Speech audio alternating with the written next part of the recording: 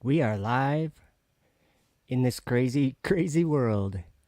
So, I wanted to tell you what I've learned about Saturn and places, they say, like that. I'm going to remind you that you were born on the Earth, which is this place that has ground beneath us and a sky above us. But this is the reality that you live in, where the ground never appears to move unless there is an earthquake. That's why it's called an earthquake, because the ground moves. Other than that, the ground isn't moving. And this is just a simple part of reality that if you feel like you can ignore it because you believe something else, you believe that you're on a globe that's rotating, that's up to you. I'm not going to dog on that because I used to believe the same thing.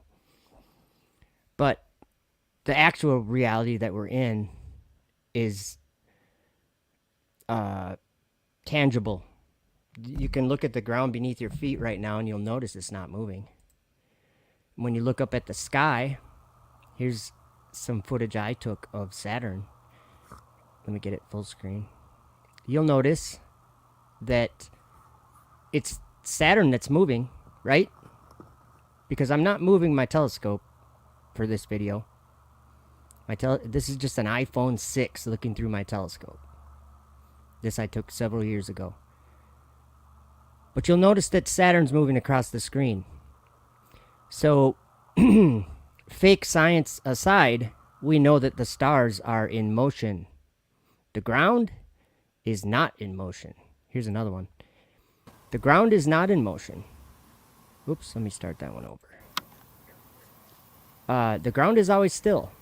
Now, the reason why I'm bringing this up is because we're going to be talking about the so-called place that the solar system is. Saturn is supposedly in a place, and Saturn is a place in the solar system. I don't believe any of that. And it's one big reason is because of scripture and books like Enoch and the Apocrypha. It seems to me that we're living in a time that all those books were talking about.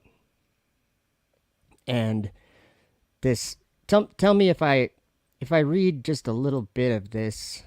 Let me get it. Here's a different video of Saturn. I've taken many different videos of Saturn. These are just 3 or 4 of them. That's that's a little fuzzy, but that's as close up as I can get to it, pretty much.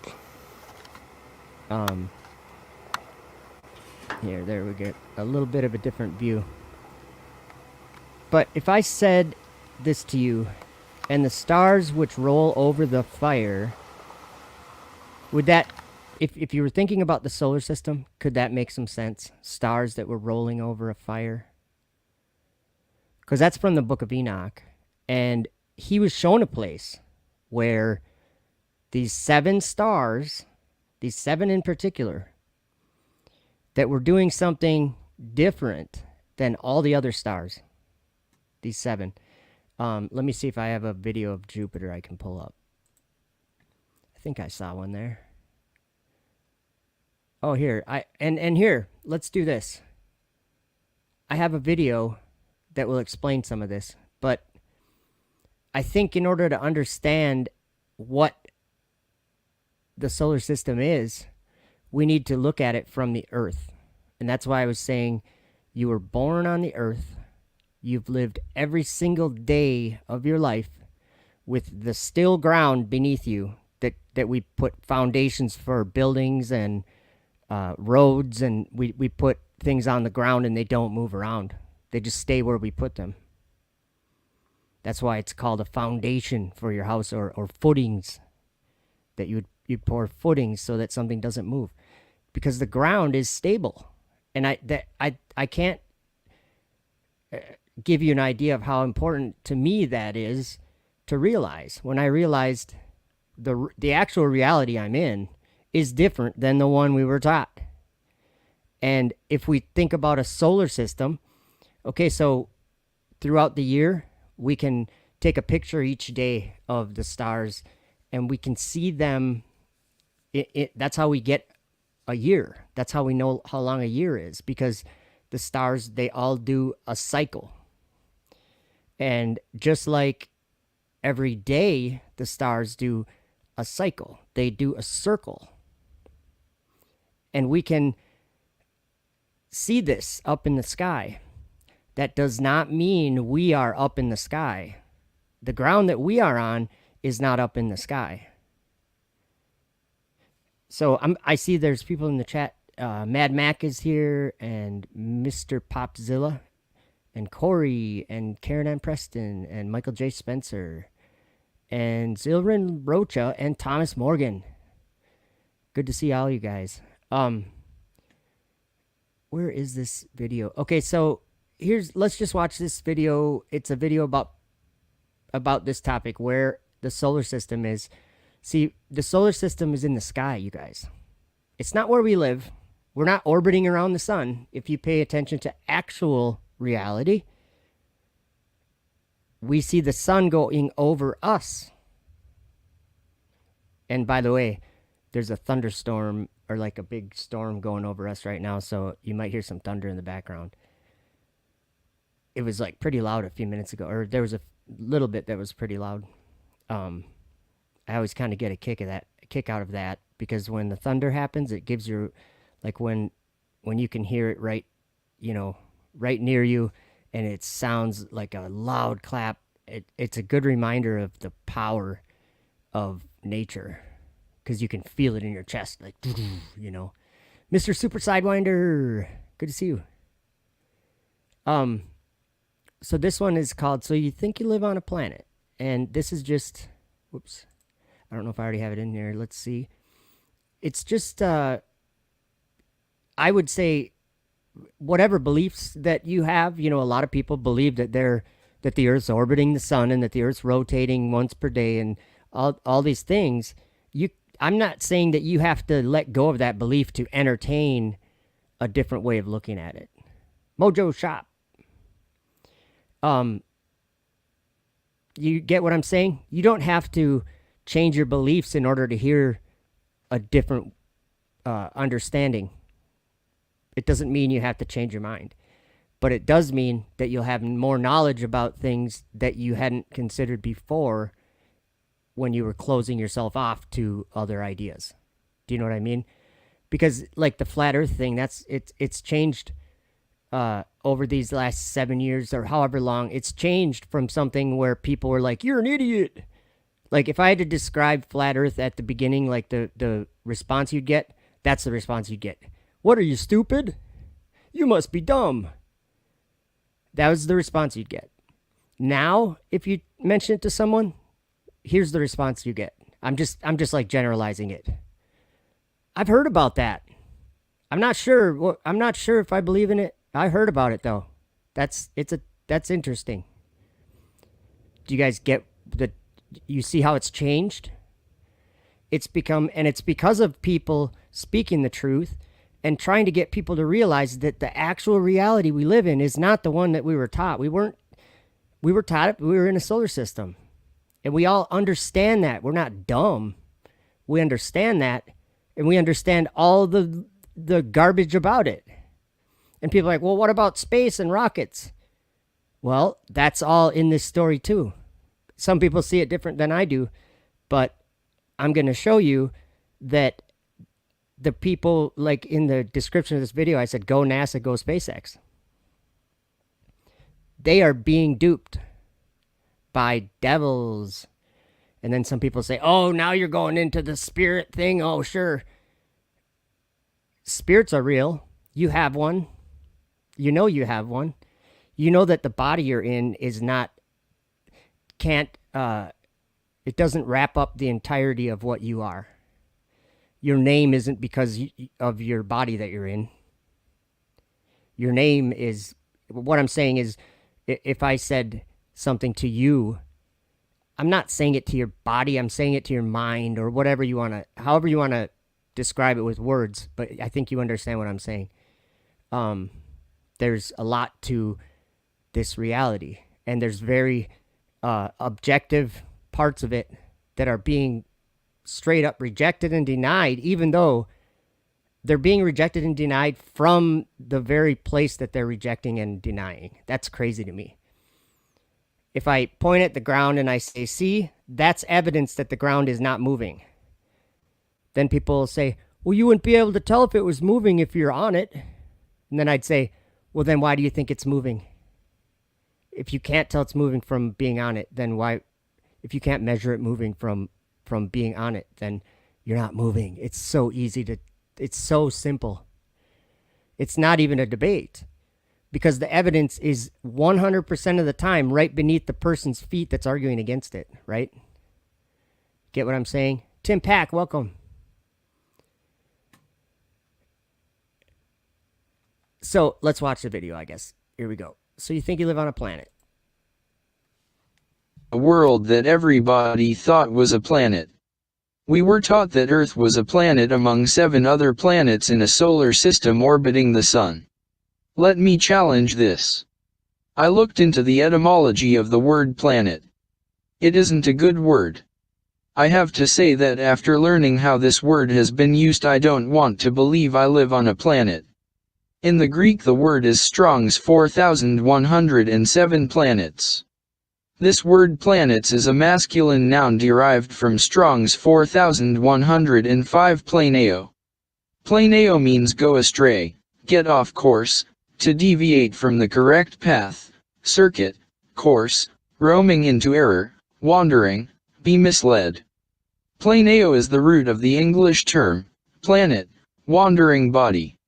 Here is what blueletterbible.org had on that word. To cause to stray, to lead astray, led aside from the right way. To go astray, wander, roam about. Metaph. To lead away from the truth, to lead into error, to deceive. To be led into error. To be led aside from the path of virtue, to go astray, sin. To sever or fall away from the truth. Of heretics. To be led away into error and sin. So it sounds to me like there might be something about those 7 planets that is evil and trying to mislead mankind. Have they caused us to go astray from the truth? I see that the 7 planets are not like the fixed stars are on their courses, and they move about going back and forth without a fixed course. It sounds like this word might be used to describe them because they have done something different than all the other stars and are not in obedience to God. They deviate from their appropriate course in order to mislead mankind on earth. I read about them in the book of Enoch. They are actually spirits of heaven. Angels. And they take those forms to defile mankind and lead them astray. This is starting to make more sense every day. I don't live on a planet. I live on Earth. There are no other places in the sky. The planets are in darkness, falling around the sun, and all the planets will fall into the abyss in the end. I am glad we don't have to go anywhere to get off the planet. Take a leap of faith and open your eyes and ears to the truth. It is a light shining in the darkness. The Earth is not a planet. We don't live on a planet. That is just a lie we all believed our whole lives. Don't be deceived. Thank you for listening and considering these things.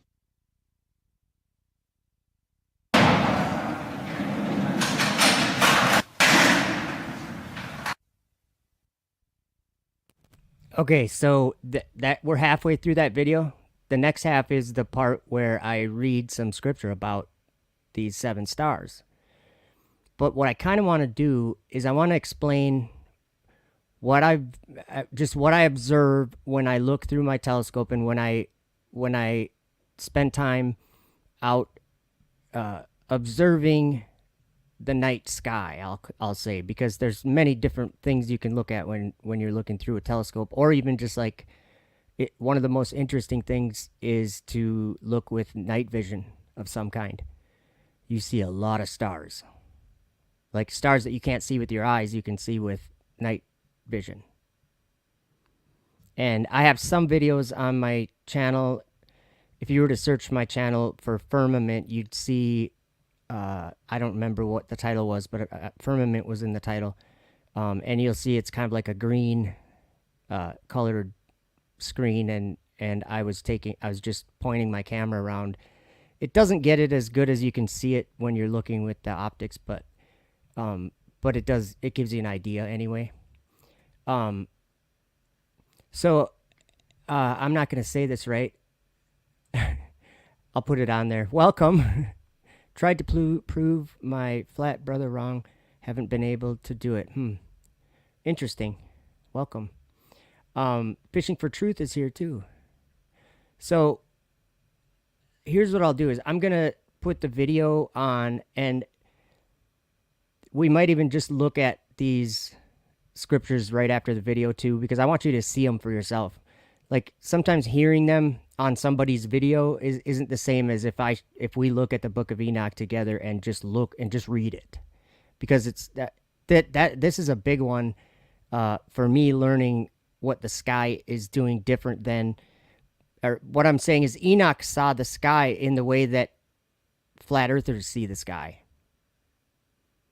We're making actual observations of the things in the sky. We're not pretending that we know things about the sky. Like you'll watch in a flat earth debate, and or just like a conversation, and the globe people will be like, well, how far away is the moon then? And 9 out of 10 flat earthers will say, how would I know? How would you know the distance to the moon if you can't go to the moon? And then, of course, they say, you don't believe in the moon landing? You do believe in the moon landing? Think about it. Look up at the sky once and then imagine, did people go there? Not a chance. Not a chance. People didn't go there. There might have been astronauts that went there, but no people went there. And that'll make sense to you by the end of this video, probably. Astronauts are playing a role that devils play in all these scriptures. Unclean spirits. They're doing the things that unclean spirits do. They're going to the kings of the earth and working miracles. Creating a place of darkness that the world is now in love with. Crazy. Beyond that abyss I saw a place which had no firmament of the heaven above, and no firmly founded earth beneath it, and there was no water upon it, and no birds. But it was a waste and horrible place. I saw there 7 stars, like great burning mountains. And to me, when I inquired regarding them, the angel said, this place is the end of heaven and earth. This has become a prison for the stars and the host of heaven. And the stars which roll over the fire are they which have transgressed the commandment of the Lord in the beginning of their rising, because they did not come forth at their appointed times. And he was wroth with them, and bound them till the time when their guilt should be consummated, even for 10,000 years. And Uriel said to me, here shall stand the angels who have connected themselves with women, and their spirits, assuming many different forms, are defiling mankind, and shall lead them astray into sacrificing to demons as gods. Here shall they stand till the day of the great judgment, in which they shall be judged till they are made an end of.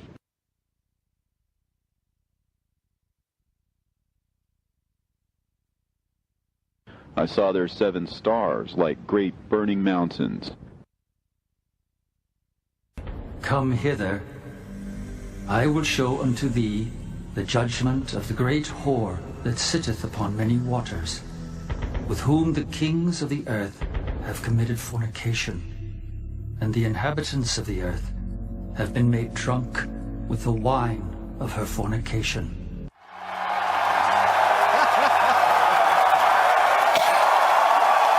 So he carried me away in the spirit into the wilderness. And I saw a woman sit upon a scarlet-colored beast full of names of blasphemy, having 7 heads and 10 horns.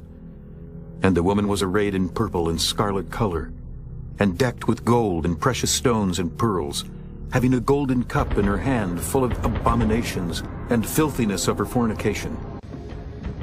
And here is the mind which hath wisdom. The 7 heads are 7 mountains on which the woman sitteth. And the beast that was, and is not, even he is the 8th, and is of the 7, and goeth into perdition. Okay, I'm pausing it there because I want you to understand what I'm getting there. So twice in the book of Enoch, when he referred to these 7 stars, he said like mountains burning with fire. And I'm in the book of Revelation, and John, a totally different time and a totally different person, says that he saw, this is in Revelation 8, he said he saw a great mountain, or a great burning mountain being cast into the sea. And I'm like, great burning mountain? That Enoch was referring to those 7 wandering stars as great burning mountains, or he said they were like great burning mountains, or mountains burning with fire. And so I was like, John uses the exact same phrase. And then in Revelation 17, if we go back just a little bit, this angel takes John in the spirit into the wilderness. Okay? The wilderness. And if you look at just the way that the Greek words, the Greek words there, it says it just like in a different order. And to me, it says it a little different maybe, but it says, and he took me to the wilderness in the spirit. So it just set them in a different order, and it makes me think of it differently.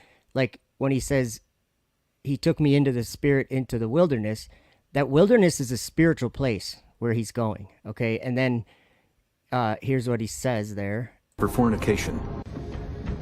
And here is the mind which hath wisdom. The 7 heads. Okay, that's saying the 7 heads, and he's talking about the heads on the beast that he saw that Babylon the Great was riding on. So there was a beast that had 7 heads. And so then he tells us what the 7 heads are. And they are 7 mountains on which the woman sitteth. Okay, think about this. In Revelation 18, it says, and that woman is, or that she's a great city that reigns over the kings of the earth.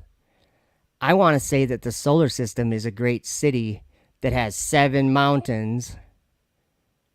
And then now there's an 8th mountain. Like it's almost like Enoch saw the space station, like these 20 years or whatever that the space station has been a star going over on a regular schedule. And of course, NASA and Spacex are believing what these astronauts tell them. There hasn't been many astronauts. Anyway, so that's why when he says, and the 8th is the beast, he says the 8th, here. And the beast that was, and is not, even he is the 8th, and is of the 7, and goeth into perdition. He's the 8th, and it's of the 7. It's another planet or another wandering star. Just think about that. I see Welcome ruled by Saturn and Ace and MMA Paradise. Welcome. Yeah, I like you guys are having good comments in there. Tim Pack had a couple good ones. I put them on the screen briefly, but I didn't want to take away from the video. Tim Pack says, the moon is a luminary, a plasma ball that charges from the sun for its cycles. And we can watch that every 28 days. We can watch that every 7 days. If you look at the moon every 7 days, you will see repeated forever. That's why it's interesting why we use the Gregorian calendar. It makes no sense to me with leap year and all this stuff.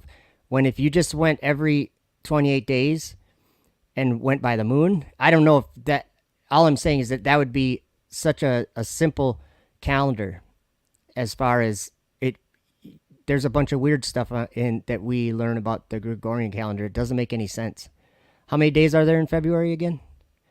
If you take 13 months times 28 days, you have 364 days. and you'll end up with a year. So what I'm saying is you don't have to think of it at, I mean, obviously we have 7 days a week and that's how we live and that's how this world is. But if you look at the sky for your months and there's 13 months, it sure makes a lot more sense because every day of the month would be the same day even. Like the next month would be the same day of the week that month every time. So it would just be repeated. It wouldn't be something you have to even teach anybody. You could just tell them to look in the sky. And so Tim Pack's right. As the sun goes around the moon or past the moon, whatever you want to call it, when there's a new moon, you can see it filling up for 14 days and you can see it emptying out for 14 days of light. And don't ask me like, well, how far away is the moon? Because I'm not concerned. That means nothing to me if you tell me the moon's so far away. All that tells me is that you think it's a rock. If it was a rock, it would fall to the ground. That's how reality works. Now we can make up reasons how the moon could be orbiting the globe Earth, and we could make it make enough sense that children being taught that could believe it, right? Because it's believable or whatever. But it's not real. Rethink Incorporated. Welcome. I can't tell if you were joking or aren't they pregnant for 9 months? I don't know. Maybe 10. I'm not a woman, so I wouldn't know. And I'm not ever going to be a woman. Don't worry. That's another thing. Wow. What a world. What a world. And the 10 horns which thou sawest are 10 kings, which have received no kingdom as yet. So did you hear that? This is in Revelation, but also in the book of Daniel, he saw horns, and he was told the same thing, that the horns they're not men, you guys. They looked like horns.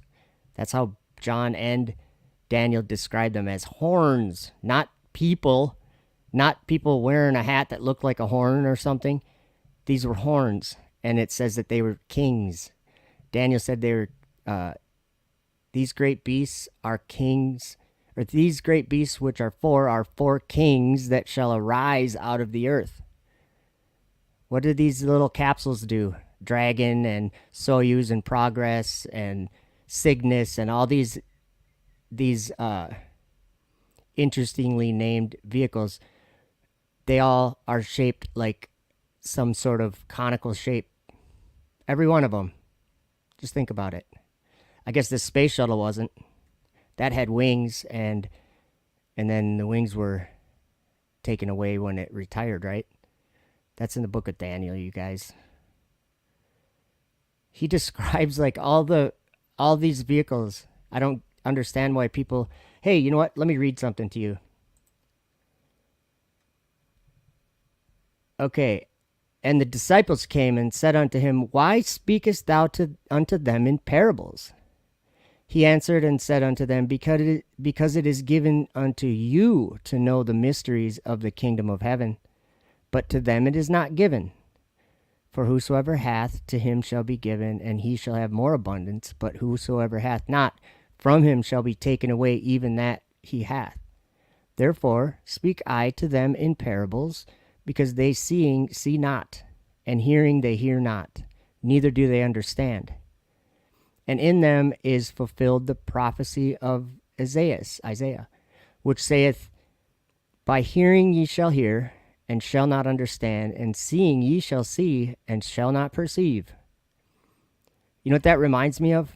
That reminds me of when I say, hey, look at, the earth is stationary. The earth is still. It's solid. It's immovable.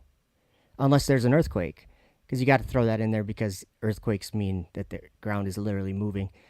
But other than that, there is no movement, no motion. We can tell when something's in motion and when something's not in motion. So how do you not perceive that? That's what I'm saying. So that's what that makes me think of when Jesus said that. And he said, For this people's heart is waxed gross, and their ears are dull of hearing, and their eyes they have closed, lest at any time they should see with their eyes and hear with their ears and should understand with their heart and should be converted, and I should heal them. You know what he said that when he was praying? before he was crucified, he said he prayed to sanctify them by the truth. When you learn the truth, and when you, I'm just saying this from my own perspective, when I look at the ground and it's evidence of the truth, it's evidence that the ground is actually what it is solid and still, and the sky is rotating in a monster big circle around an axis point. That was the other thing that Tim Pack said, that Polaris, above Polaris, or in that location in the sky, that is where Enoch explained God's throne to be. And all the angels were circling his throne. That's what we see when we look in the sky. That's not in a solar system. That's the whole order of the stars, except for these 7. These 7 are the only ones that are going around the sun. And that doesn't mean we're going around the sun. That's a pure assumption that old dead scientist guys made, and then we believe it. So I say stop believing it. Okay, there's another video that I want to pull up. And this one is, it's a similar topic. This one is, it says, don't be deceived by the planets. Oh, and after that, we'll look at the scriptures, because I'm sure this will have scripture in it. So let's check this out.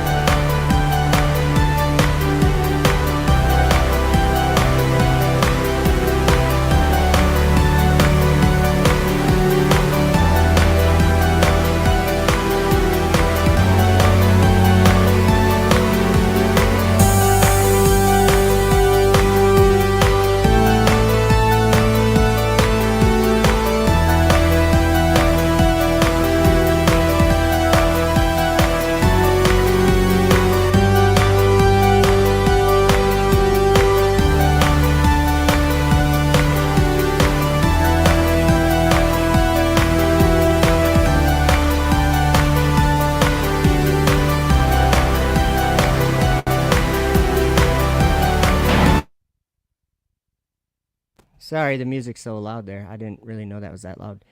Um, if you look at the scriptures in the book of Jude, and I mean, so let's look at a story.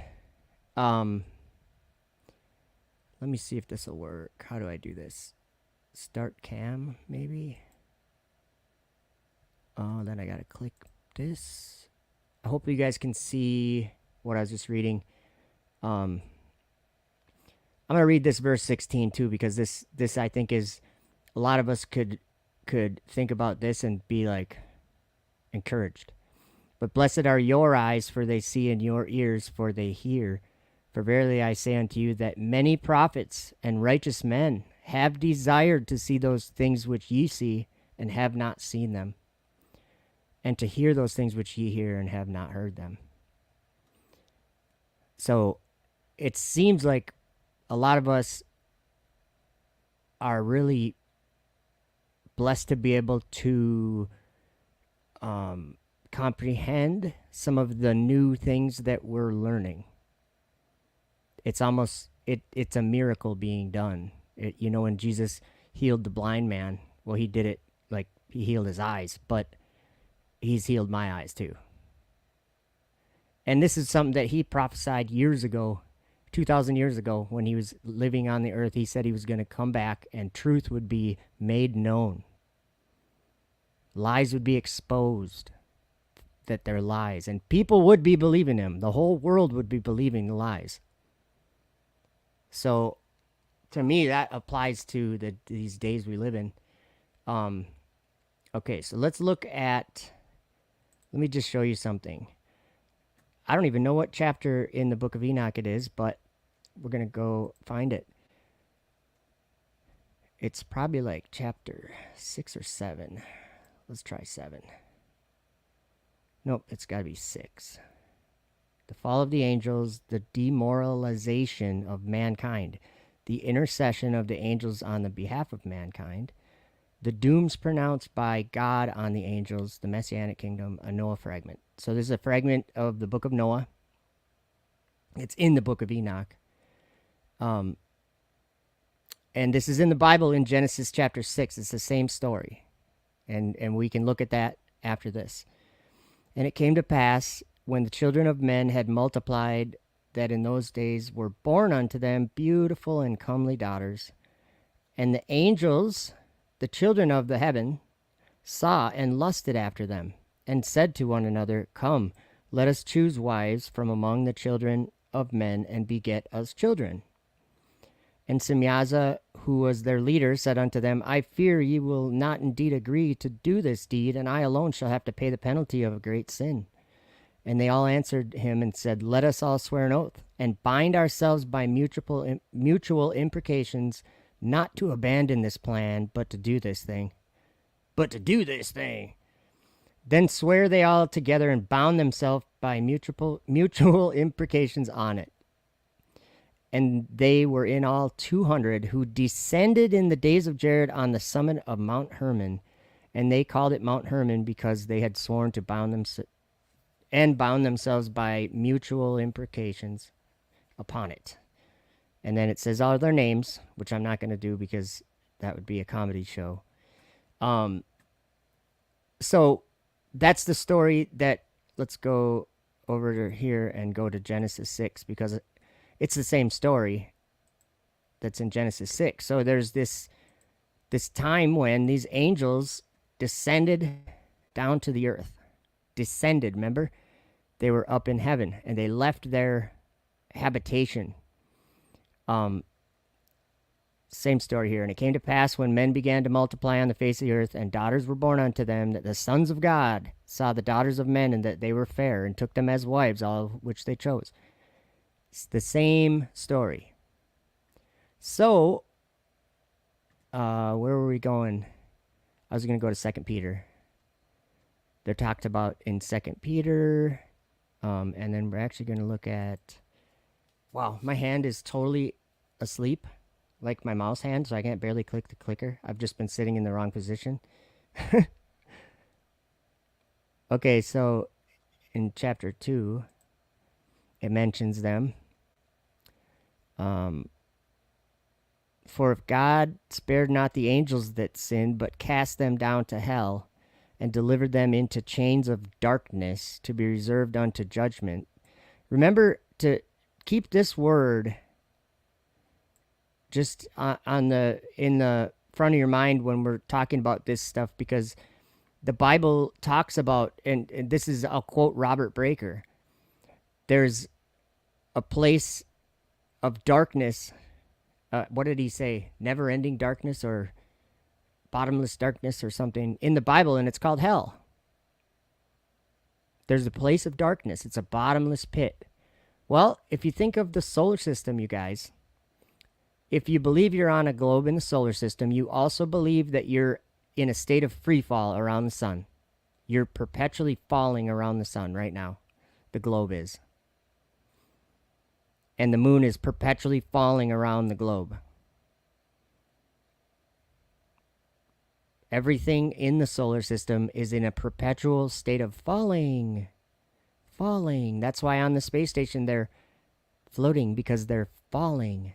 They're in a free fall into darkness. That's why I say low Earth orbit is the place where a lot of the prophets were seeing these beasts flying over the face of the whole earth and not touching the ground. That's in Daniel. I think they're just seeing low Earth orbit, and it's not an orbit. It's just a circuit or whatever. It's a trick. If you look at some of the verses, wow, my hand, I gotta move my hand or something. If you look at, or let's look at Jude also really quick. I think Jude verse 6 mentions these same. 13 mentioned wandering stars for whom is reserved the blackness of darkness. But I think it's like, yeah, right here, verse 6. And the angels which kept not their first estate, but left their own habitation, he hath reserved in everlasting chains under darkness unto the judgment of the great day.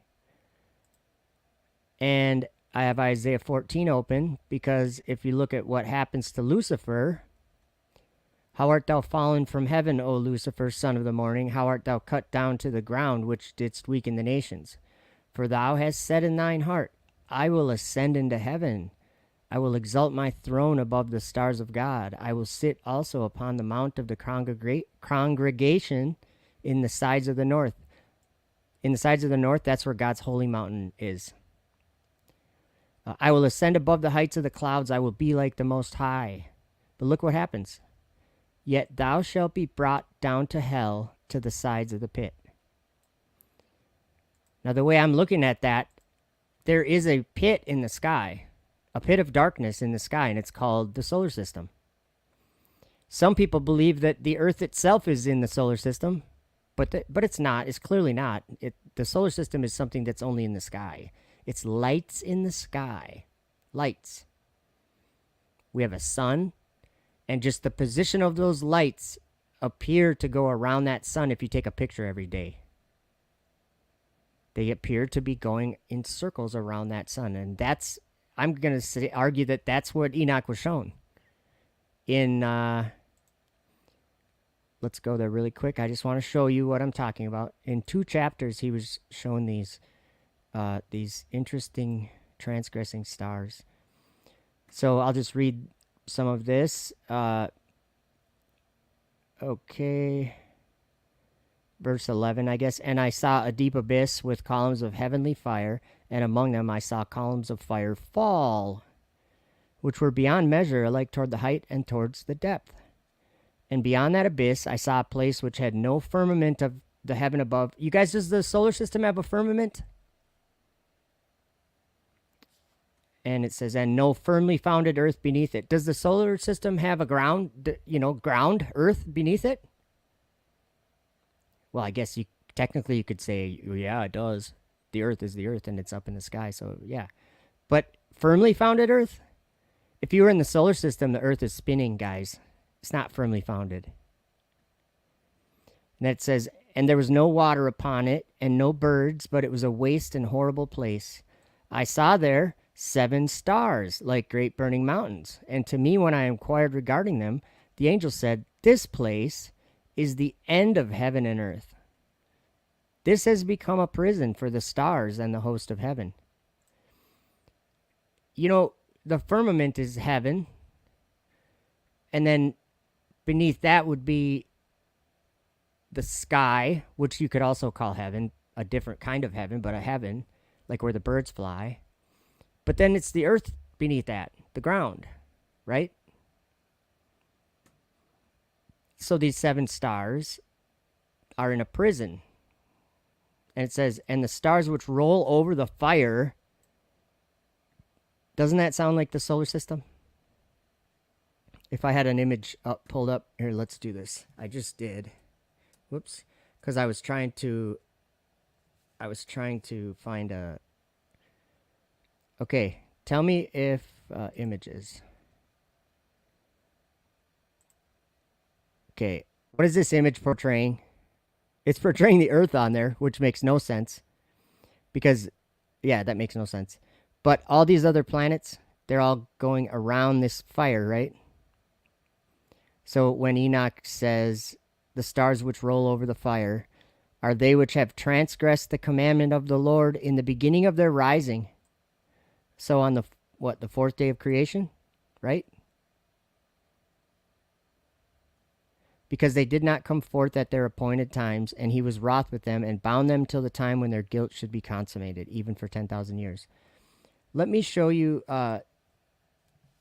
what every star does. I just want to show you an image of star trails. Okay. This right here. See this center point? That's either the Southern Cross, or depending on which way they're going, but there's 2 access points in the sky. One is on one side of the world in the south, and one's on the other side of the world in the north. And if you look at the North Star, and you go out from there, or can you guys see my mouse? I think you can see my mouse. Okay, so as you go away from the North Star in any direction, okay, like we're going to go towards the ground, these are called circumpolar stars, the ones that we can see the whole circle. Or if it was dark all day long, we'd be able to see it. But we can only see it for whatever 8 or 12 hours, depending on how long the night is. But this will be like a few hours of their motion, and this is what we get. We get a circle. And if you were to turn around, you would see the same thing, but you can't see you're way too far away from the other axis point in the south. It's on the other side of the world, like all the way south. And you can't see it from the north. But if you're at the equator, let's do this. Star trails at equator. You can see half of each of the let's see. This is what you'd see if you looked north or south. That center point would be right on the ground or on the horizon. That's what you'd see, the same thing north and the same thing south. So we're in this Earth that all these stars are going around us. They're doing a circle around this star. I'm in Minnesota, and so Polaris is at 45 degrees above the horizon for me. So if I point my telescope at Polaris, I would never have to move my telescope again. And Polaris would always be there. Get what I'm saying? That's the point where the sky is circling around that point. And so, yes, the sky is rotating. It's in motion. It's different than what we were taught. So let's go to... We read the ones in Jude. Okay, back to this. So God was wroth with them and bound them till the time when their guilt should be consummated, even for 10,000 years. And remember, we were talking about those 200 angels that came down and took wives, and God it said they were in Enoch 10, I think it says they were buried in the earth for 70 generations, and then they were led off to the abyss of fire. Well, Enoch was seventh generation from Adam, So 70 generations, it ends up being the generation that Jesus was here. So that's from Adam to Jesus was 77 generations. So when Jesus died on the cross, and it says he descended into hell for 3 days, I have a video. Did I upload that one yet? Yeah, I think I did. It's from the first book of Adam and Eve, and it was talking about when Jesus would descend into hell and break the what did it say? We might have to find that really quick. I can download it here. The first sunrise, or was it a prophecy? Maybe I didn't unload. Did I upload it? Let's watch this. Or actually, I got to download it and put it through StreamYard. I think it's this one, another prophecy about Jesus. I just uploaded this like right before I started my stream. So let's watch it. It's from the first book of Adam and Eve, and it is interesting. I think there's 3 prophecies about Jesus in that book, or so far anyway, in how far I'm reading. Other prophecy of the coming Christ, in the first book of Adam and Eve, chapter, is that 24? I think. The merciful God, good and lover of men, looked upon Adam and Eve and upon their blood, which they had held up as an offering unto him, without an order from him for so doing. But he wondered at them and accepted their offerings, and God sent out from his presence a bright fire that consumed their offering. He smelt the sweet savor of their offering and showed them mercy. Then came the word of God to Adam and said unto him, O Adam, as thou hast shed thy blood, so will I shed my own blood when I become flesh of thy seed. And as thou didst die, O Adam, so also will I die. And as thou didst build an altar, so also will I make for thee an altar on the earth. And as thou didst offer thy blood upon it, so also will I offer my blood upon an altar on the earth. And as thou didst sue for forgiveness through that blood, so also will I make my blood forgiveness of sins and blot out transgressions with it. And now, behold, I have accepted thy offering, O Adam, but the days of the covenant where I have bound thee are not fulfilled. When they are fulfilled, then will I bring thee back into the garden. Okay, so that was the wrong video, and I don't have it on I didn't upload it to my channel, I guess, yet. It's called The Water of Life. Living Water. Okay, I'm sorry. I had the wrong one. Yeah, I'm sorry. But that still was good, though, wasn't it? I just think it's interesting about that book, the first book of Adam and Eve. It made me understand God the Father and then the Word of God. Because Jesus went to Adam and Eve many times in this book. And it was the Word of God that came to them. So it's the Word of God saying all these things to them. I will become like, or, of flesh and all that. Let's look at this video. It should be downloaded. Okay. Living Water. Hey, this is, oh boy, what chapter is that? It's 42, someone told me. That chapter. In the first book of Adam and Eve, this is called A Promise of the Water of Life, the third prophecy of the coming of Christ. Then came the word of God to Adam and said unto him, O Adam, as to what thou sayest, bring me into a land where there is rest. It is another land than this, but it is the kingdom of heaven alone, or where alone there is rest. But thou canst not make thy entrance into it at present, but only after thy judgment is past and fulfilled. Then will I make thee go up into the kingdom of heaven, thee and thy righteous seed, and I will give thee and them the rest thou askest for at present. And if thou saidst, give me of the water of life that I may drink and live, it cannot be this day. But on the day that I shall descend into hell and break the gates of brass and bruise in pieces the kingdoms of iron. So did you hear that? He said, it shall be on the day that I descend into hell and break whatever he was saying, the gates of brass and whatever, and the something kingdoms of iron. And it says in the Bible that he went into the heart of the earth. 77 generations. Enoch said 70 generations from the time that he was hearing this, that those fallen angels, they would be led off to this abyss. And what I want to show you here is, let's go back to, how did we get me on there again?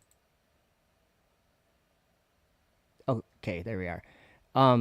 If we look back at what this says here in chapter 19, it's crazy.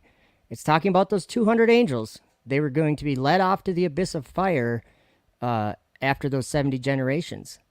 And it says, and Uriel said to me, here shall stand the angels who have connected themselves with women.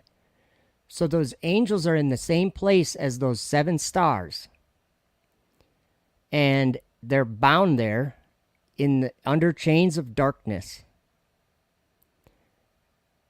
So this place we're calling the solar system, that people put these things in the baby cribs of planets going around, this is a trick from the devil and all his minions, all his Satans.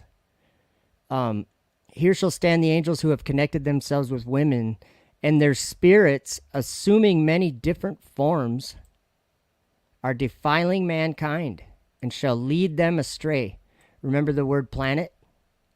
That's what that word means, lead astray. Deceive, to sway from the truth, to cause to wander. It's always a negative, it's a horrible word, the word planet. That's where it comes from, is the word planeo. It's the root for the English term planet. Into sacrificing to demons as gods. Here shall they stand till the day of the great judgment. So after those 70 generations, all those fallen angels are brought into this abyss of darkness, outer darkness, where we think that we've been taught that we live. And earlier in the chat, Thomas Morgan said sinking into Sheol, because Enoch talks about that too. When the people on the earth would be deceived. Let's look at, I'm showing you some of these things in the book of Enoch because I think that this book is specifically, and you got to think about how special that is if God had Enoch write something for the last generation of people, and if we were the last generation of people.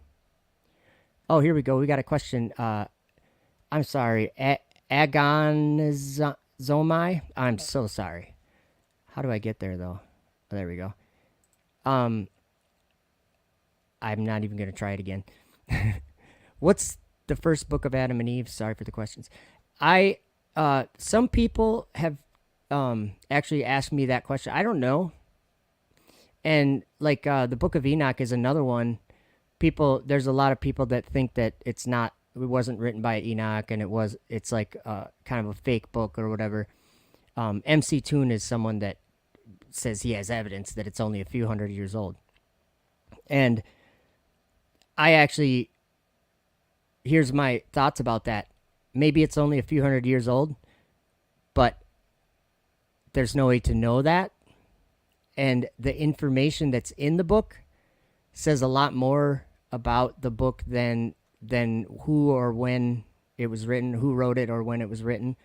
So for me anyway, I'm not concerned so much about where we were able to find all these books, because that you could study that your whole life and you could turn that into a study, but I'd rather study the content. And I think the Holy Spirit, remember when we were reading Matthew, it was saying, is given to you to know the mysteries of the kingdom of heaven, but to them it is not. So I think that some of these books have mystery. Enoch even says a lot of these chapters are called astronomical secrets and things like that. They are mysteries. And then in the first chapter of the book of Enoch, it says that it was written for a generation far off that would be living during the time of tribulation. So that makes me think too. But look at this. Perversion of nature and the heavenly bodies owing to the sin of men. That's why we're going to be talking about this in a little bit. Live in 9 hours. They're going to be doing a test launch of the Starship and Super Heavy booster, which is the largest rocket to ever launch, and I'm concerned about that, and I'll probably explain that over. You guys know the Tower of Babel. This is a lot taller of a tower. And I'm not talking about this 400-foot tall, 500-foot tall tower. This rocket's huge. But I'm talking about where this rocket goes. It's like shooting an arrow at God. Think about it. Shooting an arrow at God. No, thank you for the question. That is a good question. Someone else, it was Skull Asylum commented on a video like, where did this book even come from? And it's hard to even explain because I have no idea. All I know is that it's a book I printed it out on my computer and I made it into a book I did this a few years ago. I did it with the book of Jasher, the book of Enoch. I just made my own books by printing off a bunch of pages. But the information in the book is what I'm concerned, what really gets me thinking. So here's an example. Okay, we're not seeing the sky to be a solar system. I'm not. I'm seeing there to be some place like that in the sky, in the firmament or whatever, but it's not where the earth is. The earth is down here beneath our feet. And these lights that we see, however we think about them, they are in the sky. And people imagine a lot about them. But look at what this says. Here's another prophecy. Enoch chapter 80, verse 7. The whole order of the stars shall be concealed from the sinners. And the thoughts of those on the earth shall err concerning them. Concerning what the stars are. The order of the stars. They're going to be mistaken about the order of the stars. And look what it does. And they shall be altered from all their ways. Yea, they shall err and take them to be gods. What are the planets named again? Saturn, Jupiter, oh, those are all false gods. So it's almost like Enoch knew what we were going to do. And evil shall be multiplied upon them, and punishment shall come upon them, so as to destroy all. To destroy all. So because the stars are going to be concealed from them, and they're going to err about what they are, it's going to destroy them. It says destroy all. And there's another place I want to show you really quick in Enoch chapter 56. This is all talking about stars and angels.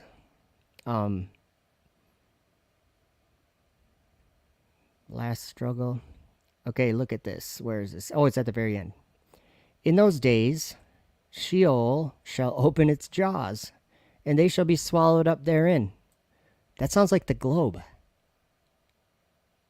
The globe is falling into an abyss of darkness right now. The globe is. You're not on a globe. If you want to be on a globe, I bet you're going to do the same thing. I don't know how that works. I'm just saying. And their destruction shall be at an end. Sheol shall devour the sinners in the presence of the elect. Is that right now? Are we seeing that right now? Where people are just so in love with the idea of a globe and a solar system that they won't let it go? When the truth is clear, and we've been saying the truth, and a lot of people have repented. They've turned away from something that they learned isn't true. Like, just think about how kind of there's two sides to it. There's a really sad side and there's a really awesome side. When you think about a civilization of people, a whole world full of people, that just the way that things are, when they were born into an idea that was false. So the whole world had this understanding of this false idea. So what's sad is when truth comes into that world from a supernatural source, from out of that world. This truth comes from out of that world, and it's sad when people still don't accept the truth, even though it's right in front of them. And then it's awesome when people can turn away from living this false life in this false everything to like basically becoming a baby and starting from scratch and learning what's actually true. I think that's so important to look at it that way. That's what it seems like to me. I left that globe. That globe is long gone. Even though everybody that I live around, everyone I know, it seems that they're, well, I can't say everyone I know. Tons of the people I know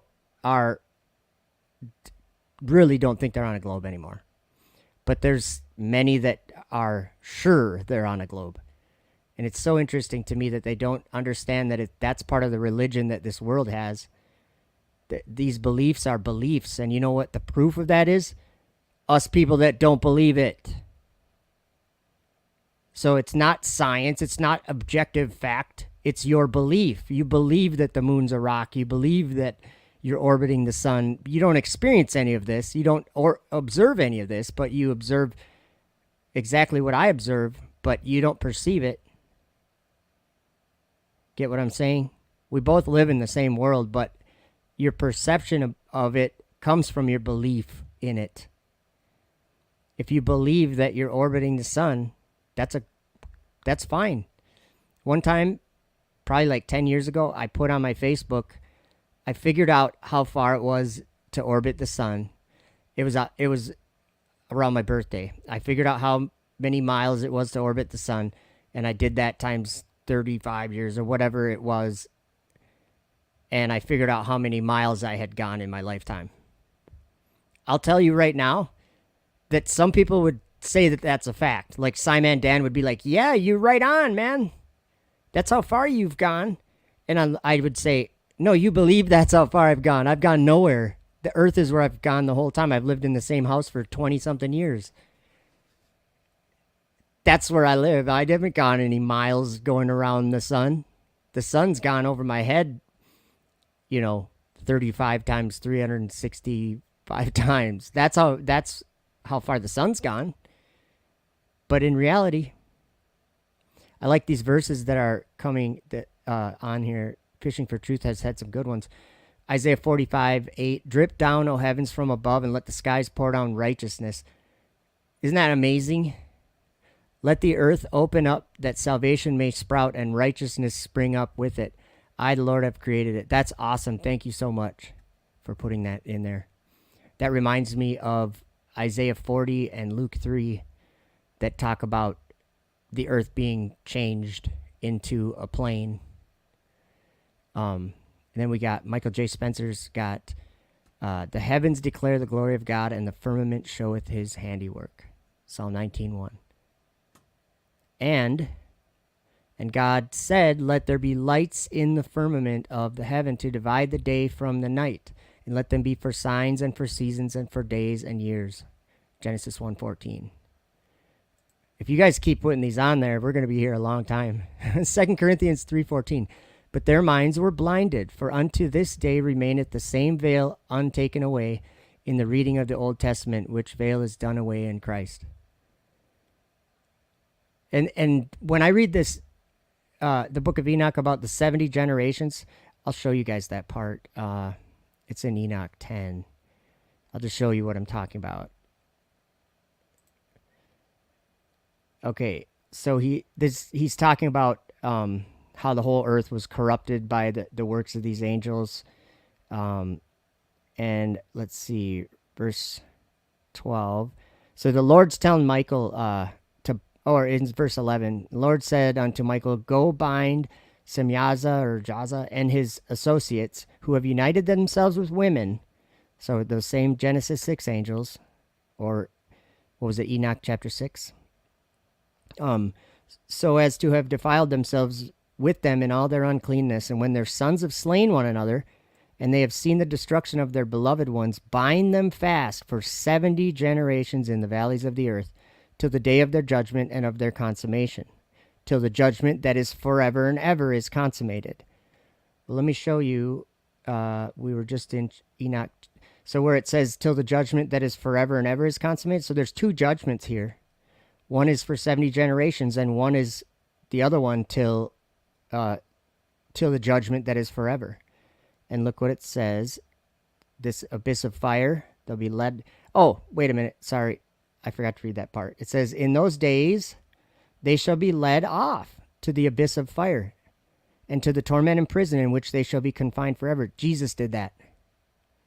That's what I'm just learning right now. And I don't really know what to think of it, but those 70 generations, is it just chance that when these fallen angels are going to be placed in this other place of, see, it says shall be confined forever. This is that judgment. So Jesus went down to hell and took the spirits from there and put them in the abyss, or in, where does it say? Yeah, the abyss of fire. I think that's just what the solar system is, guys. And so now NASA and SpaceX are thinking they're going to space. They're going somewhere else.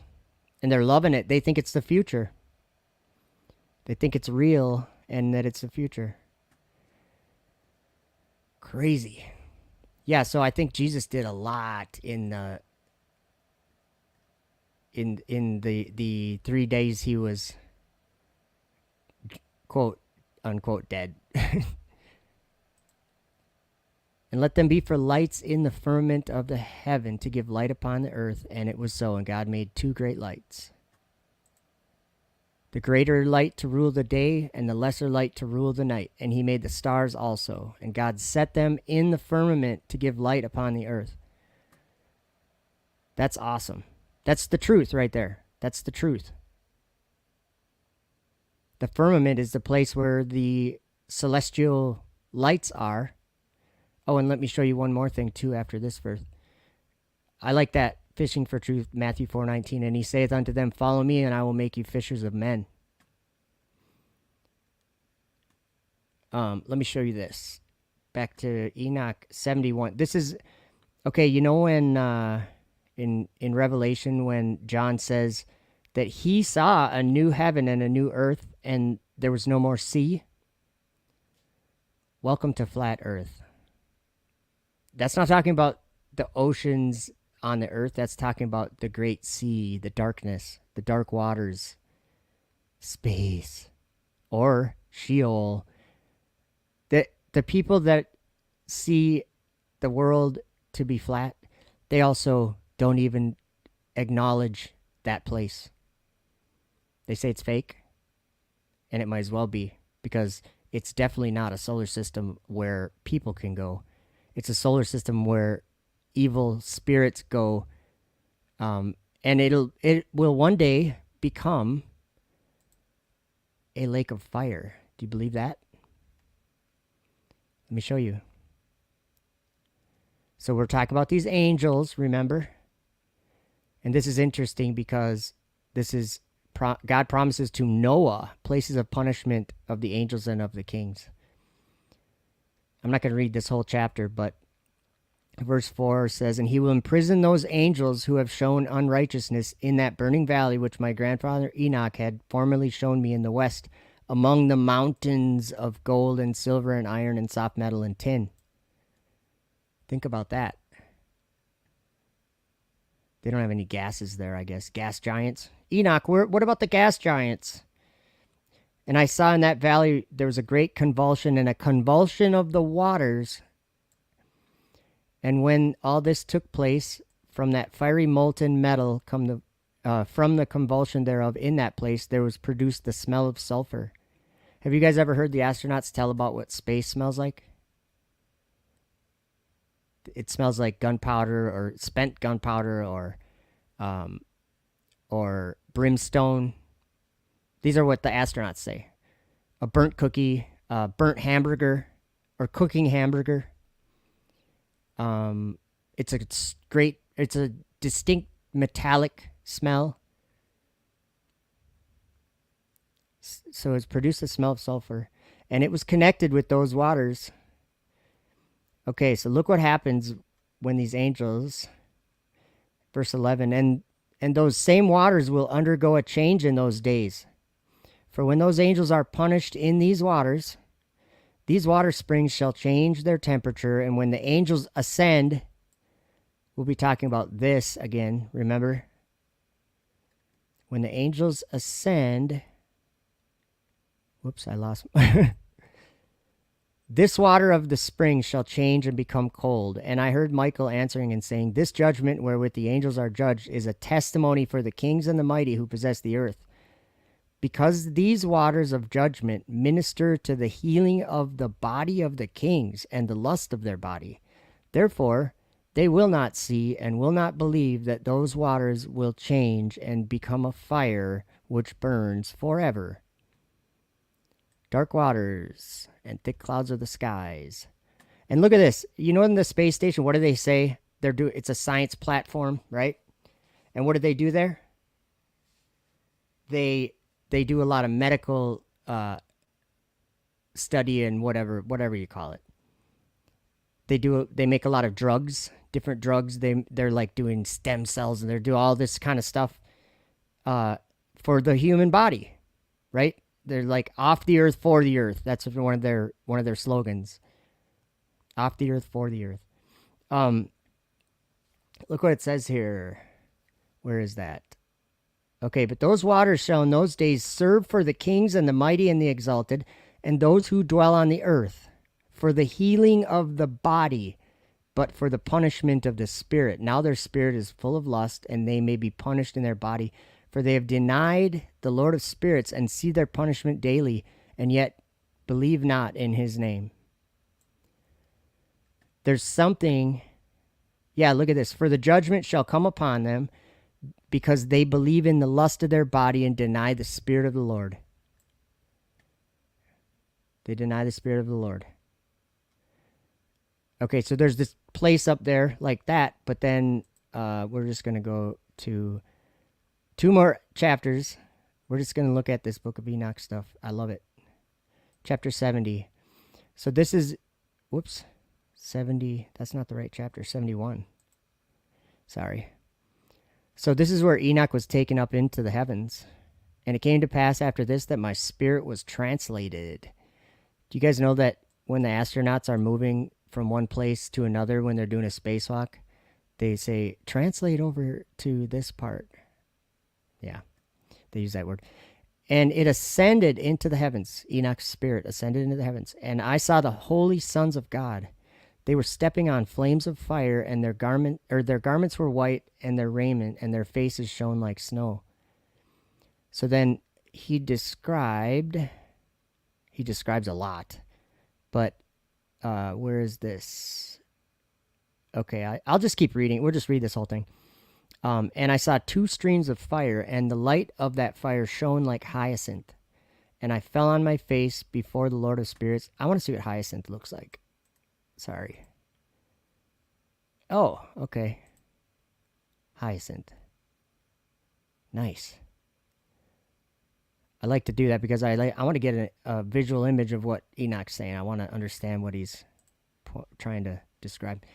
And I saw 2 streams of fire, and the light of that fire shone like hyacinth. And I fell on my face before the Lord of spirits. And the angel he's awesome, one of the archangels, seized me by my right hand and lifted me up and led me forth into all the secrets. And he showed me all the secrets of righteousness. Like, how do we know what righteousness is anyway? God would decide what righteousness is. And he showed me all the secrets of the ends of the heaven, and all the chambers of all the stars, and all the luminaries, whence they proceed before the face of the holy ones. And he translated my spirit into the heaven of heavens. And I saw there, as it were, a structure built of crystals. I just want to remind you guys, this is how we see the sky. All of these stars are circling around Polaris, at least where I live. That's what they're doing. And between those crystals, tongues of living fire. So he saw some sort of structure there. And my spirit saw the girdle which girt that house of fire, and on its four sides were streams full of living fire, and they girt that house. And round about were seraphim, cherubim, and ophanim. These are they who sleep not, and guard the throne of his glory. And I saw angels who could not be counted. Just remember that. Remember that image. This is what he's describing. I saw angels who could not be counted, 1,000 thousands and 10,000 times 10,000, encircling that house. Encircling that house.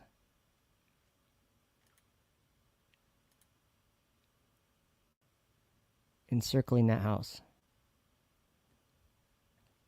So when John said he saw a new heaven and a new earth and no more sea, I think a lot of us see that right now. A flat earth with a rotating sky above it that's actually the kingdom of heaven. It says in Isaiah somewhere, Isaiah, I think, lift your eyes on high and behold who has created these things. So the prophet Isaiah is saying that if you look up at the sky, you can literally see where God is. You can see the kingdom of heaven with your eyes. So forget about a spinning earth, rotating earth. That's not why the stars look like this, because the ground's not rotating. And the sidereal motors in my telescope prove that the sky is rotating. And then people say, no, that's compensating for the earth rotation. No, it's not. You're just saying that. That's a belief you have. You don't observe that. It's a belief. You observe the opposite. We got Luke 8:12. Those by the wayside are they that hear, then cometh the devil and taketh away the words out of their heart. Did I read that right? Those by the wayside are they that hear. This is from the parable of the sower, when the different seeds, how they take different when they land in different ground, you know. Then cometh the devil. Whoa, did you hear the thunder? I don't know if you guys can hear that. It's really loud. And taketh away the word out of their hearts, lest they should believe and be saved. So when people say, I believe in Jesus, what does that mean to you? To me, like, what is following Jesus? What does that look like? To me, I think it's ever learning with knowing that he's the truth. Like understanding that, like I was saying, what is righteousness? How would we know what righteousness is? We would know that from whoever created us and whatever they said righteousness was, right? But if we live in a world where we were deceived from birth, it might seem like some of that is not right, but maybe it is, and we just have been deceived so greatly that we don't understand it quite right. But believing in Jesus, I think, is believing what he said. Maybe even believing in the words he spoke to create the world we live in. Because I didn't believe that until I started believing the earth was flat. Because I read Genesis and all those verses we were just reading about the stars being in the firmament and the firmament dividing the waters from the waters and the firmament's heaven, and darkness was upon the face of the deep and the Spirit of God. Like, all that's real to me. So, yeah, 1,000 thousands and 10,000 times 10,000 encircling that house. So there was a throne at the center of all those angels that were in the sky. And then there was these 7 angels that assumed many different forms to defile mankind. So that's why I would not believe in the planets. Even the word says itself. The word means to deceive. That's freaky. We don't need that.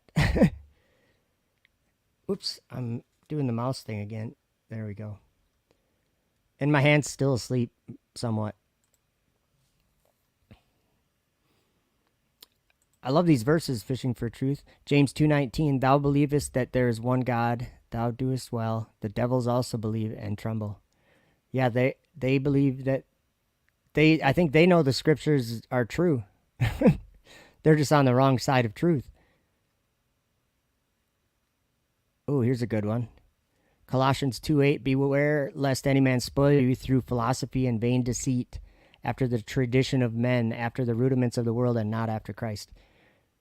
See, I think we can learn what bad philosophy and vain deceit is, but when you're born with it, you have to like shed it off. You have to like, I saw someone in the chat said something really good. It was way up there. I don't know if I'll be able to find it.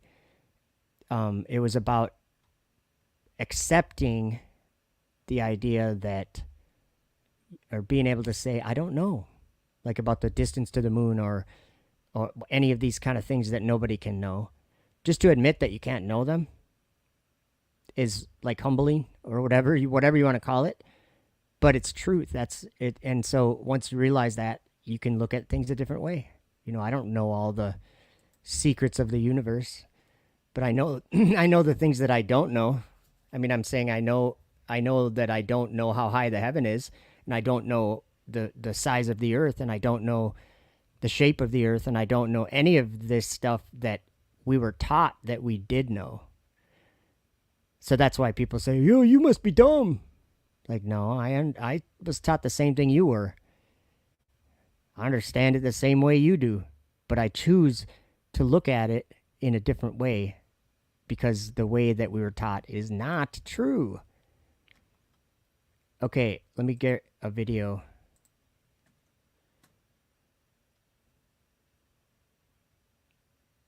So, yeah. Enoch went to space. We've had a lot of Enoch in this live stream. And yeah, it's crazy because these beasts in the Bible, like in the book of Daniel, he describes these beasts in this fourth kingdom. And it's also described in the book of 2nd Esdras, chapter 11 and 12. And John in Revelation talked about this kingdom, this fourth kingdom. And it was going to break the world in pieces. Let's just see. This video is probably the one I'm looking for, but I'm not sure. The four winds. It's a real thing when we're talking about the sky departing and rolling up like a scroll and the stars falling from the sky.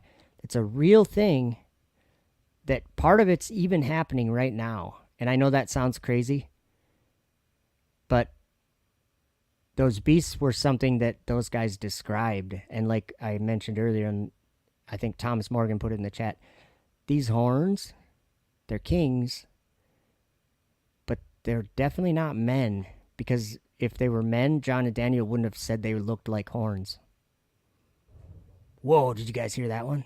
That was loud. I love thunder.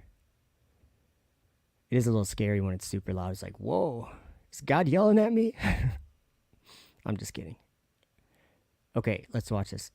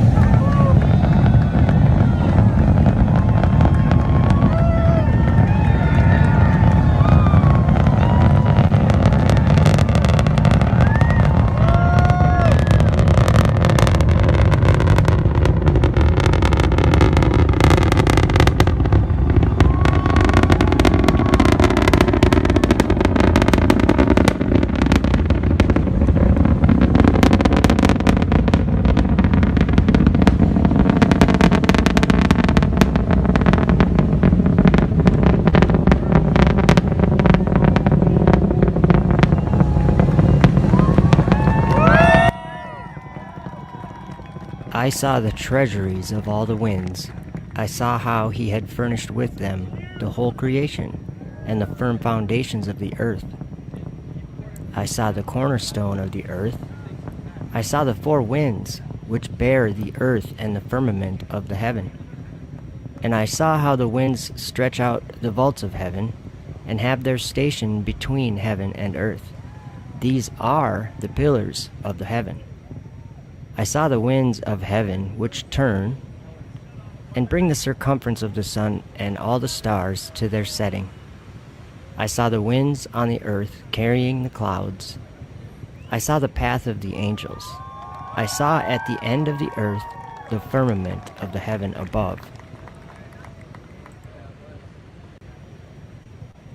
For on the first day he created the heavens which are above, and the earth, and the waters, and all the spirits which serve before him, the angels of the presence, and the angels of sanctification, and the angels of the spirit of fire, and the angels of the spirit of the winds, and the angels of the spirit of the clouds, and of darkness, and of snow, and of hail, and of hoarfrost, and the angels of the voices, and of the thunder, and of the lightning, and the angels of the spirits of cold, and of heat, and of winter, and of spring, and of autumn, and of summer, and of all the spirits of his creatures, which are in the heavens and on the earth.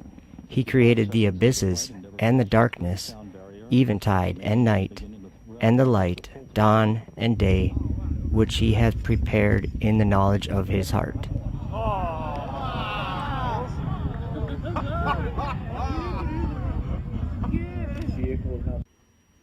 According to many scriptures, there are angels of the winds, and they have certain things that they do. Just like the angels of the rain and the clouds, they govern the rain that falls on the earth. Whether you believe in angels or not, it's at least something to think about when we're talking about the winds, because of sound, the speed of sound, how if you go faster than sound can move through the air, a phenomenon happens that is only known about by doing this. A sonic boom is something that happens beneath the area where something is going supersonic. And when the shuttle, or in this day and age, Falcon 9 rockets come back into the Earth's atmosphere from being outside the Earth's atmosphere, there's a sonic boom. And the four winds are held by four angels, and this has something to do with the destruction mentioned in the book of Revelation. And after these things I saw four angels standing on the four corners of the earth, holding the four winds of the earth, that the wind should not blow on the earth, nor on the sea, nor on any tree. And I saw another angel ascending from the east, having the seal of the living God. And he cried with a loud voice to the four angels, to whom it was given to hurt the earth and the sea, saying, Hurt not the earth, neither the sea, nor the trees, till we have sealed the servants of our God in their foreheads.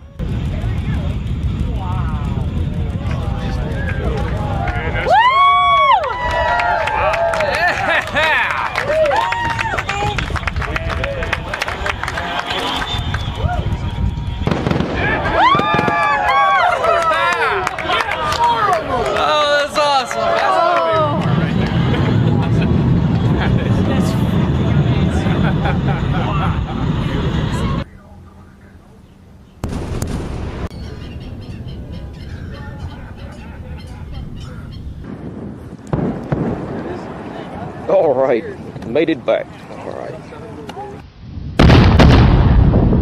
Holy mother.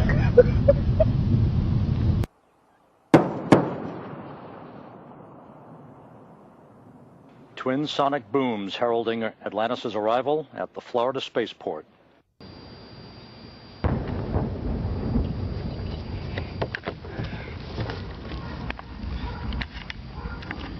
Was that a nipple? Don't like that, huh? What's that? Cool. Space shuttle.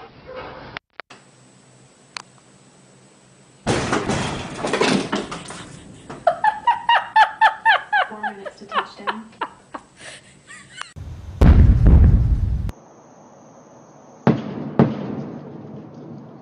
Holy crap!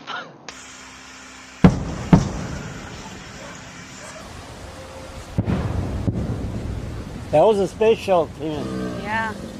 That was a space shuttle. Look at what I'm getting this. I'm getting this on camera. Unusual for this last landing, right, Greg? There are, and as I mentioned, once we hear that boom, we always like to see it for ourselves with the naked eye. That's when we.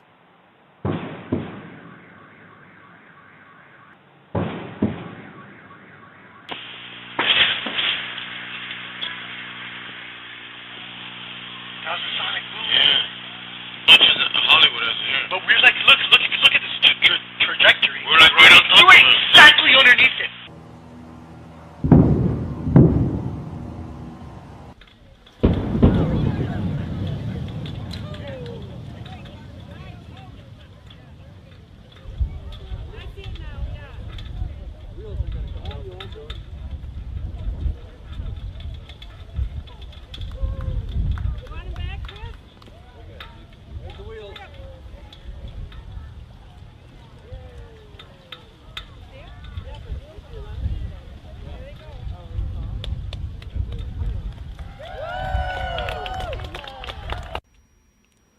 There are a lot of people who say that this rocket launching stuff is all fake. And there's several things that you hear about that. But there's some proof that some of this is not fake. And if we look at just videos taken of rockets launching, we can tell that they are moving faster than the speed of sound very shortly after the launch, and they keep going. You would only assume that they accelerate through that whole time that you can see them. And the sonic booms.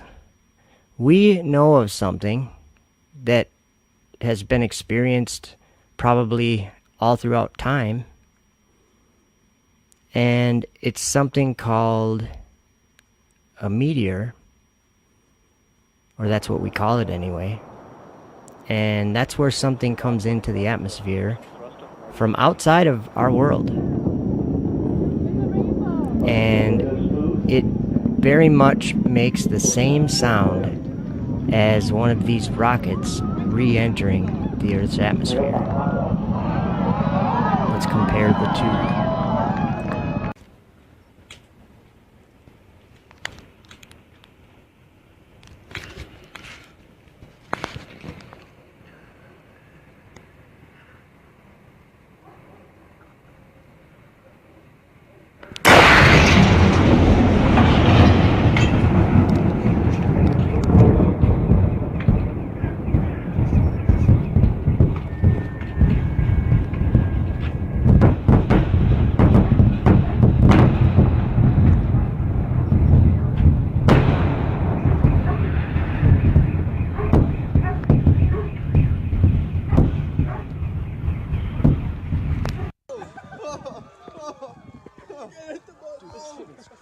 What?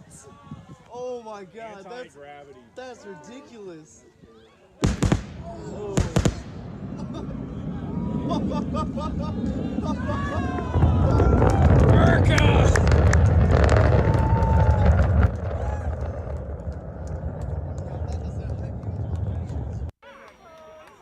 We actually see the same thing happening. We see visually the meteor come in, or the rocket come in, and both of them are moving faster than the sound can move through the air. So That's why we hear a sonic boom. And they're re-entering from outside of the Earth into the Earth, and they're going very fast. The only difference is the rockets have engines to arrest the velocity.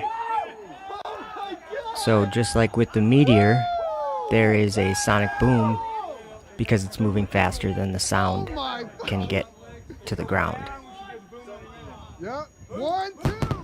And sonic booms can be destructive. Another series of booms hit, and at that point, we've seen the glass shatter out of the back of her truck. Sonic booms causing destruction. The loud noises could be heard from Port Charlotte to Sanibel Island yesterday. They caused a lot of confusion about exactly what was going on, and as you can see, they also left behind some damage. 4 in Your Corner's Malcolm Johnson speaking with one man who's now looking at paying for a new rearview window after it shattered from the sound. That's right, Amy. It's not every day that you hear about a sonic boom. So just to refresh everyone's memory, it's caused when planes surpass the speed of sound, causing a boom that can be felt down here on land. Today, I met a man who wants to know, now that the rear view of his truck is blown out, who's going to pay for it? If you've heard the loud booms over the last few days in Southwest Florida, you're not the only one wondering what it is. Maybe it was a gunshot? Nope, not a gunshot, but a sonic boom. The Key West Naval Air Station tells me by phone it's caused by jets flying overhead training on their way to the Gulf of Mexico. Never seen anything like this from a sonic boom. So after we have talked about this, let me read Enoch chapter 57 to you. And it came to pass after this that I saw another host of wagons and men riding thereon, and coming on the winds from the east and from the west to the south. And the noise of their wagons was heard. And when this turmoil took place, the holy ones from heaven remarked it. And the pillars of the earth were moved from their place. And the sound thereof was heard from one end of heaven to the other in one day.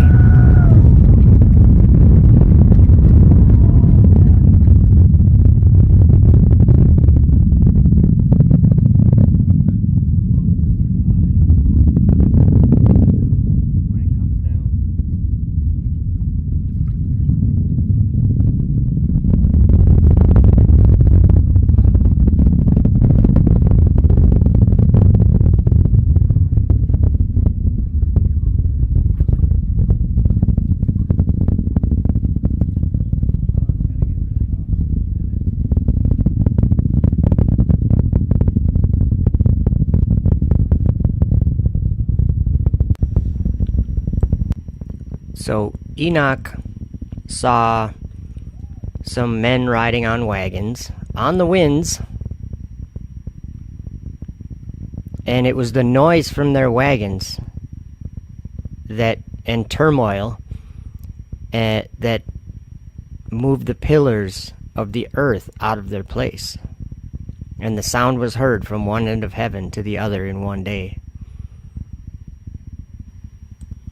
And in Enoch chapter 60, it says this: in the year 500, in the 7th month, on the 14th day of the month, in the life of Enoch, in that parable I saw how a mighty quaking made the heaven of heavens to quake, and the host of the Most High and the angels, 1,000 thousands and 10,000 times 10,000, were disquieted with a great disquiet. And the head of days sat on the throne of his glory, and the angels and the righteous stood around him. And a great trembling seized me, and fear took hold of me, and my loins gave way, and dissolved were my reins, and I fell upon my face. And Michael sent another angel from among the holy ones, and he raised me up, and when he had raised me up, my spirit returned. For I had not been able to endure the look of this host, and the commotion, and the quaking of the heaven.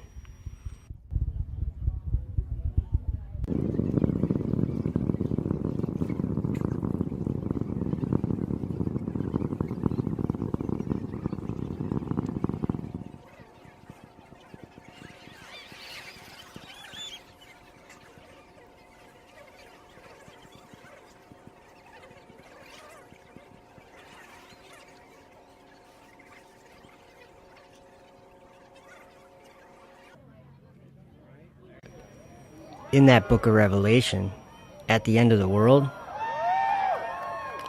Satan deceived the whole world. And one of the great signs and wonders that he did was make fire come down from heaven on the earth in the sight of men, and deceive the world by doing that.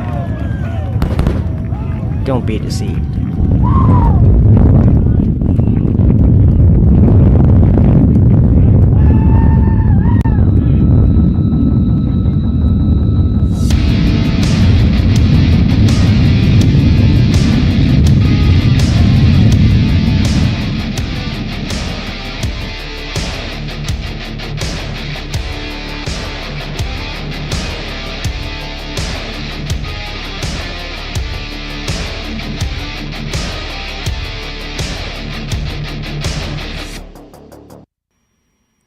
Some trust in chariots, and some in horses, but we will remember the name of the Lord our God.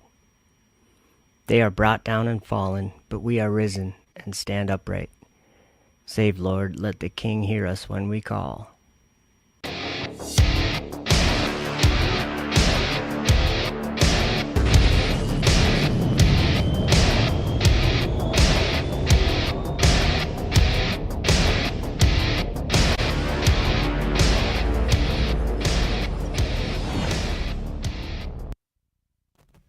I like that video. That's a good video. And it seemed like StreamYard is actually playing it okay. If I try to do anything on my computer while a video is playing, it's like skips really bad. So I really got to just watch the video. But, so, Satan's the prince of the power of the air? I thought that'd be Elon Musk. What are you talking about? Anyway. So this thing, live in 8 hours. I wonder if I'll be live in 8 hours. We've been live 2 hours already. I don't know if I'd be able to stay awake to watch videos all night. But 7:45 a.m. my time, Central. This flight test is happening. And it's, to me, we already have a dragon flying up and down regularly, routinely, giving the space station what it needs to survive, bringing astronauts up there now. That's in the Bible. I'm pretty sure there's a dragon in the firmament in the Bible. John saw that anyway. He said, I saw a wonder in heaven, another wonder in heaven of a great red dragon. Let's do some Google searches. Let's do Spacex red dragon. I just want to show you this.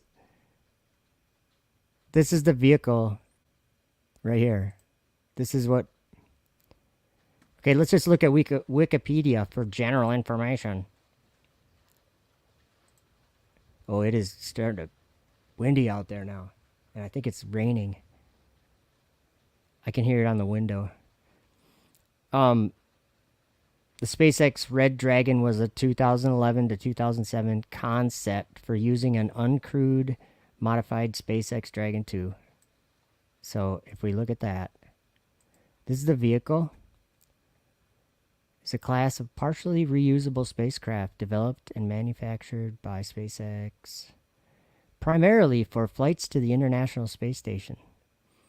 Let me remind you of the story, how... Ooh, there's some thunder. How the story happens in Revelation 12. So this great red dragon, right? There appeared another wonder in heaven, and behold, a great red dragon, having 7 heads and 10 horns and 7 crowns upon his heads. 7 crowns upon his heads? Oops, wrong page. This thing can take 7 passengers. I think that's what it is. Or this is just the cargo one. Oh, the human rated one. Human rated. Oops, that's not what I was looking for. Oh, this is demo 1. That's what they used. So that was, yeah, this had Doug and Bob were on it. Or maybe. Oh no, it was an uncrewed mission. So it'd be the next one. So if we go down here, we should be able to get to the next one. No. Maybe not. But that's the vehicle that they fly in to go to the space station. This one right here. There's a picture of it. Dragon 2 docked to the International Space Station. Let me remind you of this other beast. The Dragon... Okay, let's see. This other beast, it says, "And the beast which I saw was like unto a leopard, and his feet were like the feet of a bear, and his mouth as the mouth of a lion. And the dragon gave him his power and his seat and great authority." What's it doing what's it doing right here? It's docking to the space station to bring supplies to it, to bring food up for the astronauts. You guys, don't be deceived by this stuff. Hold on a minute. What's this? Okay, there's yeah, this is the uncrewed one. So those are the astronauts going into the Dragon. There it is launching, coming up out of the Earth. And then, oh, and then that rocket too. Let's see. I'll show you. Official SpaceX photos. It landed too. It made fire come down from the sky. I guess we're not going to try to find it, but so the one that they're launching tomorrow, that's how big it is. It's like 458 feet tall or something. And see these scales that it has? Let's go to the book of Job just for fun. Oh yeah, so it says that though the dragon which gave power unto the beast. They worship the dragon which gave power unto the beast. And they worship the beast. You guys, I think we've figured out, like, I think like the mark of the beast has something to do with what you believe. That's what I think. If you believe in all this dragon and all this stuff, I don't know. I think you shouldn't. Who is able to make war with him? And there was given unto him a mouth speaking great things and blasphemies. That sounds like Elon Musk. He opened his mouth in blasphemy against God to blaspheme his name and his tabernacle. Wait a minute. Tabernacle? Where's God's tabernacle? It's in the sky. That's what the Bible says. His temple in heaven. His sanctuary. He sits above the circle of the earth. And, he's the most high God. Because he's above everything. He's at the top. Why do you think we have all these different types of ideas in our world with authority and all that stuff? That all comes from the Most High God. And he has angels under him. And do you know what I'm saying? There's like a, what would that be called? I don't like to call it a government, but a system of authority that's obvious when you read the Bible. It's obvious that, yeah. So, let's see. Oh, I'm sorry, you guys. I thought I had you showing. I didn't.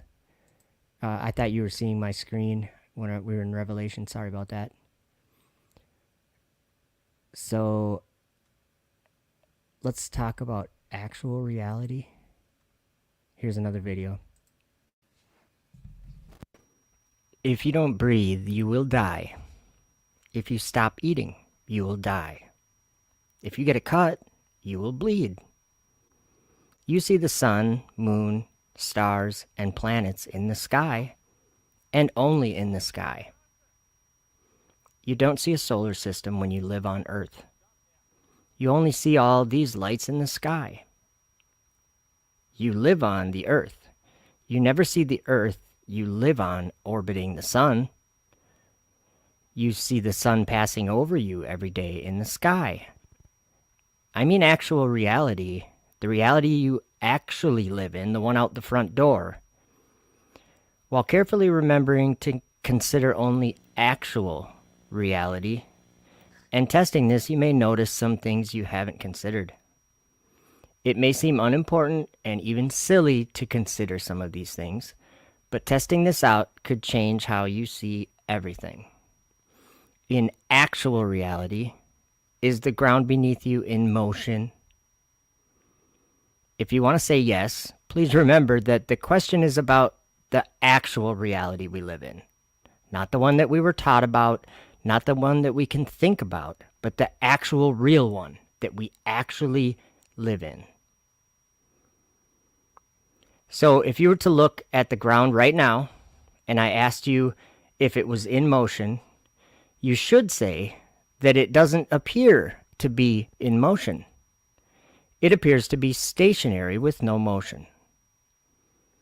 You shouldn't change the simple answer to mean the opposite of what actual reality is, or you are in error. In other words, you wouldn't look anywhere in this world and get the idea that the ground was in motion unless an earthquake was happening.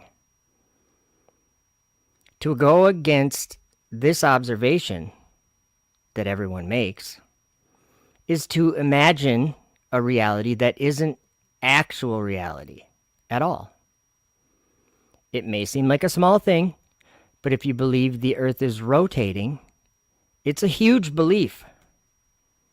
A person who's paying attention to their surroundings in real time knows that the earth is not rotating and is actually the opposite when observing it in actual real-time reality, the one we live in, like under your feet right now. See?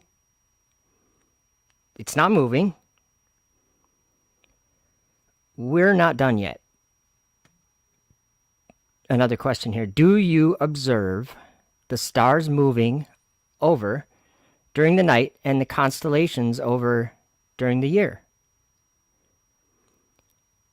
Do the stars rise in the east and set in the west? In actual reality, you do observe the stars in motion. Does everyone alive on Earth see the stars in motion? Of course we do. So in the same way, if you notice actual reality, this reality has a rotating sky, or at least the lights in the sky are rotating.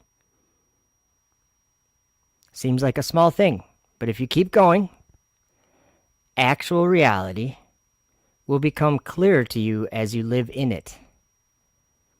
The potential of simple truth is life-changing.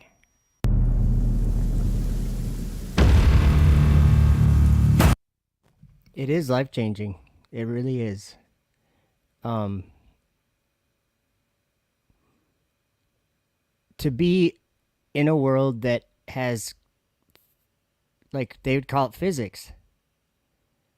We can't, like, there's physics with a bunch of crazy beliefs, and then there's actual physics too. Like water's level and flat, and level doesn't mean curved.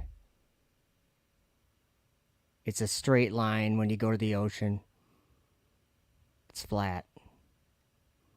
It's not moving. It's not in motion. I mean, if you could, like, it should be as simple as this. We were taught that we live on something that's in motion, yet 8 billion people or whatever observe that to be not in motion, but they believe that it's in motion. Like, they believe it's rotating, but it's actually still. Right before their eyes. That's the lie. That's one of the biggest lies. That the earth is rotating. You have to be kidding me. The sky is rotating. Have you ever paid attention? Like, I'm being like a little, you know, I'm not like trying to be rude. I'm saying there's truth and there's a lie. And in this one little simple thing, is the earth moving or not? There's truth and a lie. The world tells you the truth. The one you live in tells you all the time when you lay in your bed at night and you sleep, and all the time it's telling you the truth. If you believe it's moving, you're believing a lie. That should, like, we all can imagine a rotating earth because we've all lived on one. But I'm trying to tell you that there's one that if you haven't lived on it yet, you should come and live on it. It's true. And if you look at it that way, something happens. Something supernatural happens.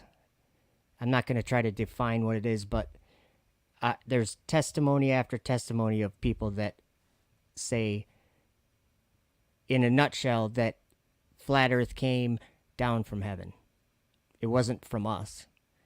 We didn't decide, oh, we need to figure this out. We didn't like get some insight from ourselves that said, no one can explain how it happened.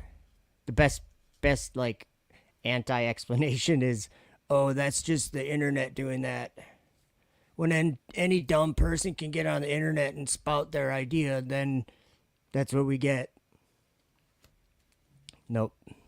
You can think that, but it's not what it is. That's not why people... Oh, by the way, at the beginning of the chat, I did put a couple links because I was just watching a cool... what do they call it? It was something for charity that Melodome did. I'm going to see if I can... Can I grab the link? I'll show it. That probably ain't going to help anybody. Melodome, and they did... It was like a game show, maybe, is what you call it. Trivia. And it was pretty good. It was good. I think they raised like $2,700. And it's for a couple families that need help. And again, that's another thing, that when you come to the truth, there's this, it's like, you can describe it as a family. I don't talk about it a lot. But like, all these people, I feel like I know all these people. Like, I really do know all these people. And they might see me as effed up world and a little moon, half moon thing. But they know more about me than that. I'll tell you what, if you can look at the globe, and if you can say, yeah, I don't think we live on a globe. To me, that I know you differently all of a sudden. And I'm not just making this up. This is just something that happens. When you can see that someone has let go of the very thing that I now exist to do, is to get people to let go of this lie. Let go of one little part of it, like I was just talking about, the earth in motion. If you think the earth's in motion, think again. Pay attention to the one that's real. The one that you're sitting or standing or laying or whatever on it right now. If you're in a car, your car's moving over it right now. That's why your car has wheels, because your car moves. But in order for your car to move, like, just an essential part of reality is that the ground is not moving.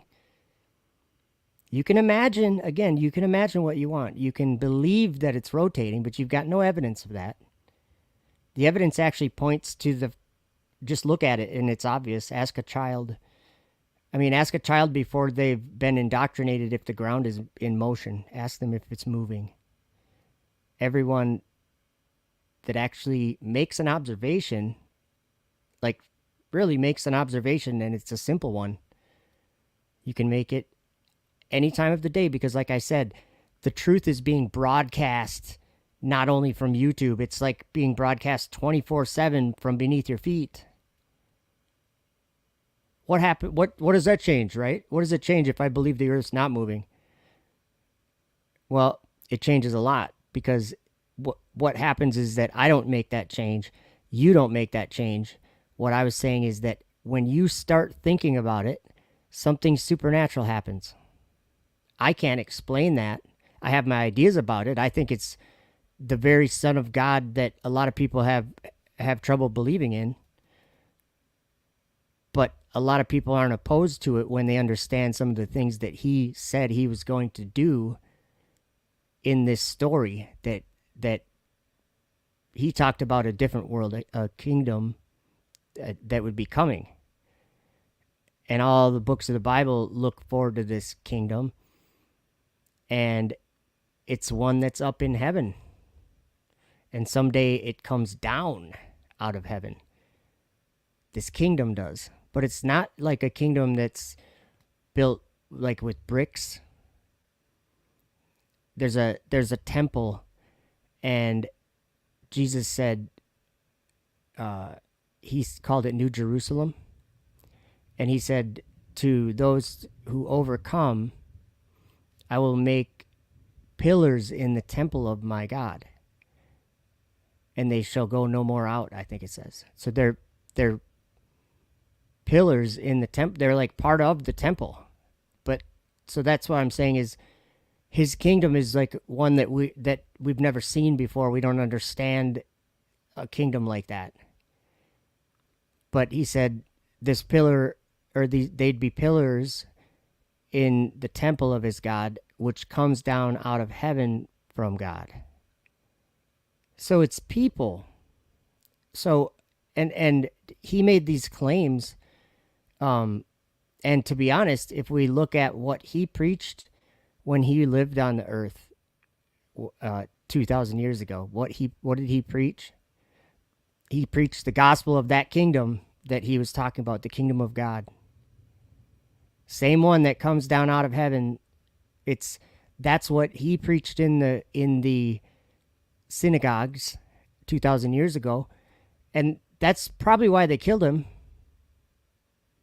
or one of the reasons that they wanted to kill him. He was not religious. The Pharisees and the Sadducees were religious. Those guys were religious to the point where he said they weren't doing it right.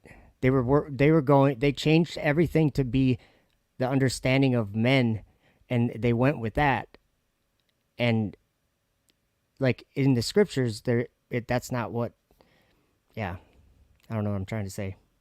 He came and said that that when he came back, that the truth would be made known. And this is also in the book of Revelation, that the whole world would be deceived. And there was a falling away. And that's why I think what I wanted to say is we're born into that time that's fallen away. So our understanding from childhood is a fallen away one. So then what happens when you figure out that the ground's not moving and it's solid? Then you're like, well, what does the Bible say about it? Well, that's exactly what the Bible says about it. It doesn't move. It says it many times. It's still. It cannot be moved. So the Bible becomes like something different when you entertain these simple truths. And maybe that's how something supernatural happens. But I think it's more than just the Bible. I think it's something that, well, you know what Jesus did say 20 years ago? He said he was going to send his spirit of truth.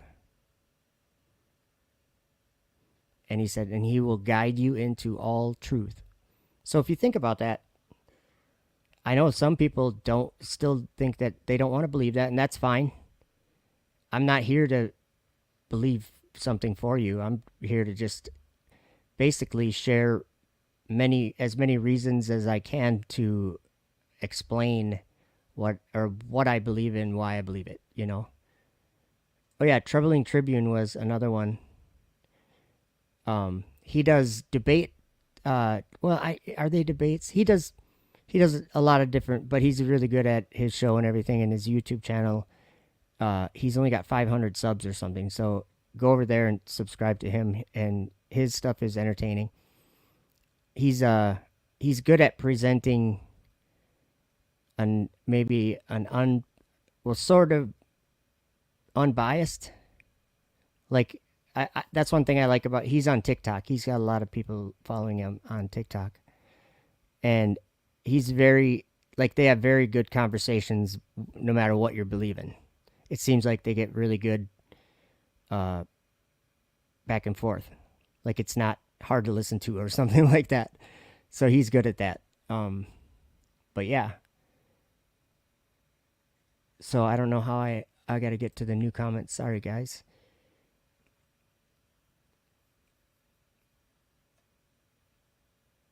Elon Musk babysitter testimony. Oh, that's Shalom Girl, I think. Yeah, she said some crazy stuff about when she used to babysit Elon Musk. And yeah, if you go, let's see. She's a moderator here on my channel. Yeah, Shalom, it's Shalom Girl, I think, on YouTube here. So if anyone can grab a link for that, that would be good, cool.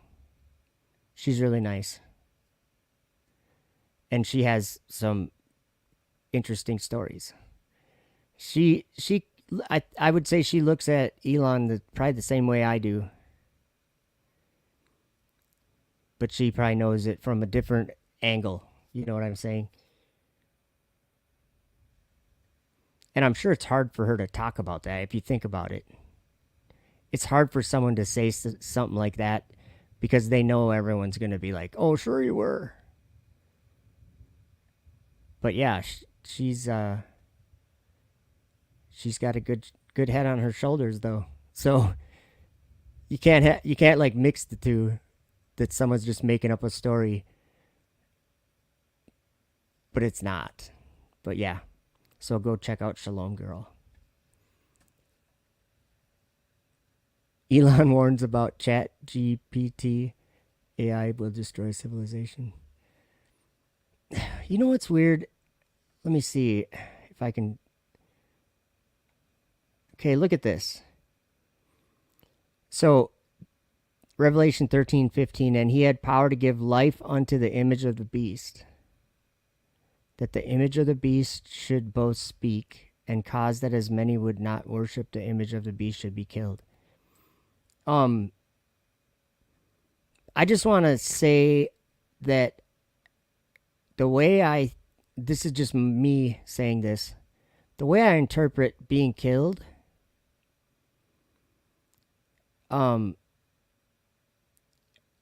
is, I don't know how to describe it. Because there's something about that people always talk about. I don't think it's talking about being killed, like in your life. I think it's being killed. Well, because if the people here's why. I think it's like your spirit, or like the second death or whatever. Because look what happens here. Verse 9 in Revelation 14, and the third angel followed them, saying with a loud voice, if any man worship the beast and his image, and receive his mark in his forehead or in his hand, the same shall drink of the wine of the wrath of God, which is poured out without mixture into the cup of his indignation. And he shall be tormented with fire and brimstone in the presence of the holy angels and in the presence of the Lamb. That doesn't sound good. And the smoke of their torment ascendeth up forever and ever, and they have no rest day nor night, who worship the beast and his image, and whoever receiveth the mark of his name. It says it twice right there. I think it means something. But I think that's what it's talking about. Being killed, I think, is like different than your body being killed or your head being chopped off or something. That's just what I think. But Here's the patience of the saints. Here are they that keep the commandments of God and the faith of Jesus.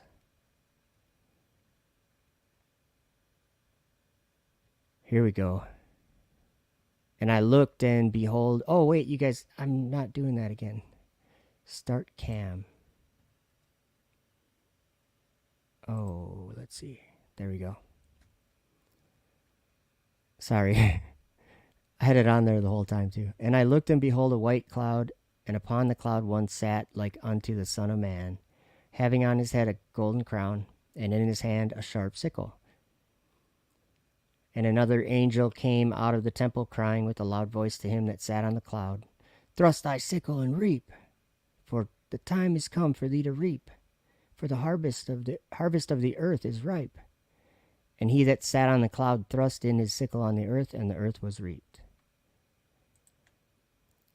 Oh yeah, see, I told you the temple of God is in heaven. Look, and another angel came out of the temple, which is in heaven, he also having a sharp sickle. And another angel came out from the altar, which is obviously in heaven, which had power over fire, and cried with a loud cry to him that had the sharp sickle, saying, Thrust in thy sharp sickle. I think this is probably not the version I'm used to. Yeah, it is. And gather the clusters of the vine of the earth, for her grapes are fully ripe. And the angel thrust in his sickle into the earth, and gathered the vine of the earth, and cast it into the great winepress of the wrath of God. And the winepress was trodden without the city, and blood came out of the winepress, even unto the horse bridles, by the space of 1,600 furlongs. So when that's talking about that blood, what's it? It's talking about I think this whole part, the harvest of the earth, I think that's talking about like people or something, like that's what I think it is. But in this, it's talking about blood out of the winepress, and it was from a sharp sickle,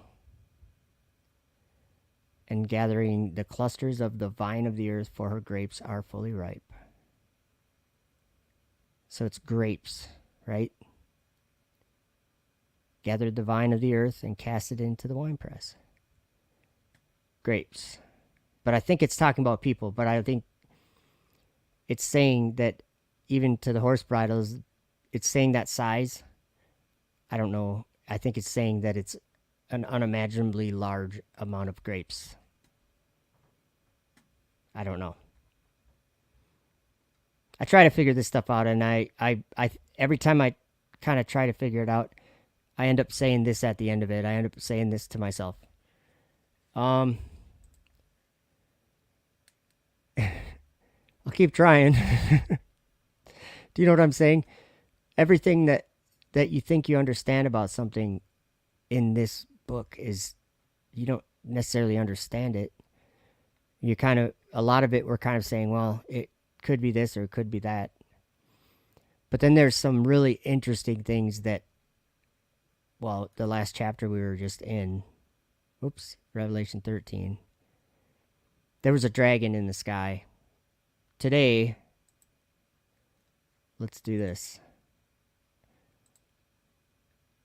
Dragon, sending humans and cargo into space. Okay, first time in 2,000 years that this book of Revelation has been a book, right? Been a vision sent to John.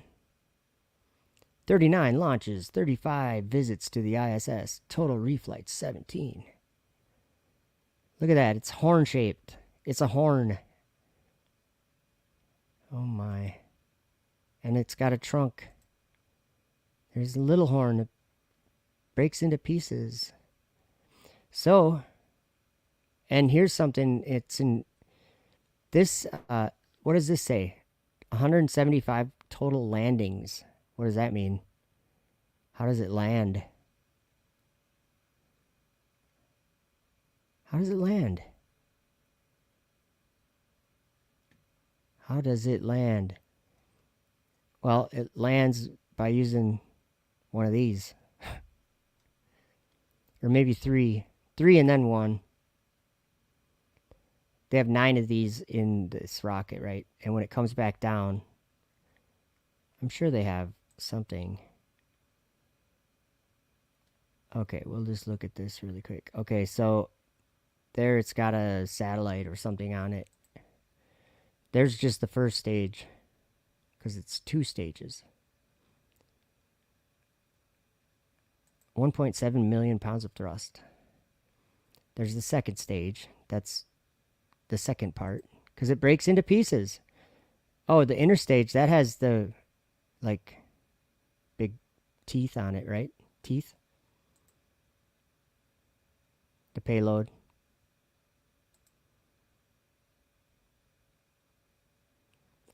Falcon 9 is equipped with 4 hypersonic grid fins positioned at the base of the inner stage. They orient the rocket during re-entry by moving the center of pressure. So they steer it. But when it lands, I don't know if I'm just not looking in the right spot or something. 175 landings. When it lands, it uses fire to do it. It comes out of the sky and it slows itself down with fire. And so the same, we were talking about the, oh, I'm not in the right chapter, sorry. The dragon giving power to the beast and everything. Well, he beheld another beast coming up out of the earth. We just looked at a bunch of pictures of that, didn't we? We could watch a video. That's all this thing does. It only does one thing. It only does one thing, and it's to go up out of the earth. That's what it, you can word it however you want. To launch into orbit. To go, whatever. Go to space. Whatever, however you want to say it. I think John said it this way. I beheld another beast coming up out of the earth. And he had 2 horns like a lamb. Wait a minute. I'm just explaining why this makes sense to me. We were just looking at this, weren't we? That there was the first stage. There's the whole thing. There's the first stage. There's the second stage. And the inner stage is actually stays on top of the, it stays on here. It's right there. The black part, that's the inner stage. But that's part of the first stage. So it has 2 horns. That's interesting. He had 2 horns like a lamb, and he spake as a dragon. Okay, I'm just going back to this SpaceX because it's not me just making this up. This is one of the things that flies on it. Bringing cargo and people to space. This is all they fly on it now. Except for they do satellites and they do Starlink and other garbage. But I'm just saying this is the dragon. So he sees a beast coming up out of the earth, and he had 2 horns like a lamb, and he spake as a dragon. And then he exerciseth all the power of the first beast before him, and causeth the earth and them which dwell therein to worship the first beast, whose deadly wound was healed. Oh, isn't that interesting that this first beast, I'm just saying they worshiped the dragon that gave power unto the beast, and they worshiped the beast. So they worshiped the dragon and the beast, and then look at, they worshiped this other beast. And he spake as a dragon, causeth the earth and them which dwell therein to, well, he causes them to worship the first beast, whose deadly wound was healed. But look at, he doeth great wonders, so that he maketh fire come down from heaven on the earth in the sight of men, and deceiveth them that dwell on the earth by the means of those miracles which he had power to do in the sight of the beast. I think the beast is just like the space station. The whole idea. I mean, Satan, doesn't he like masquerade as an angel of light? I don't know.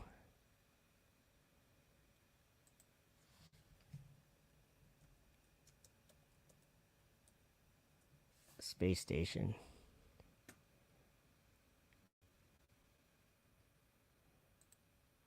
Images.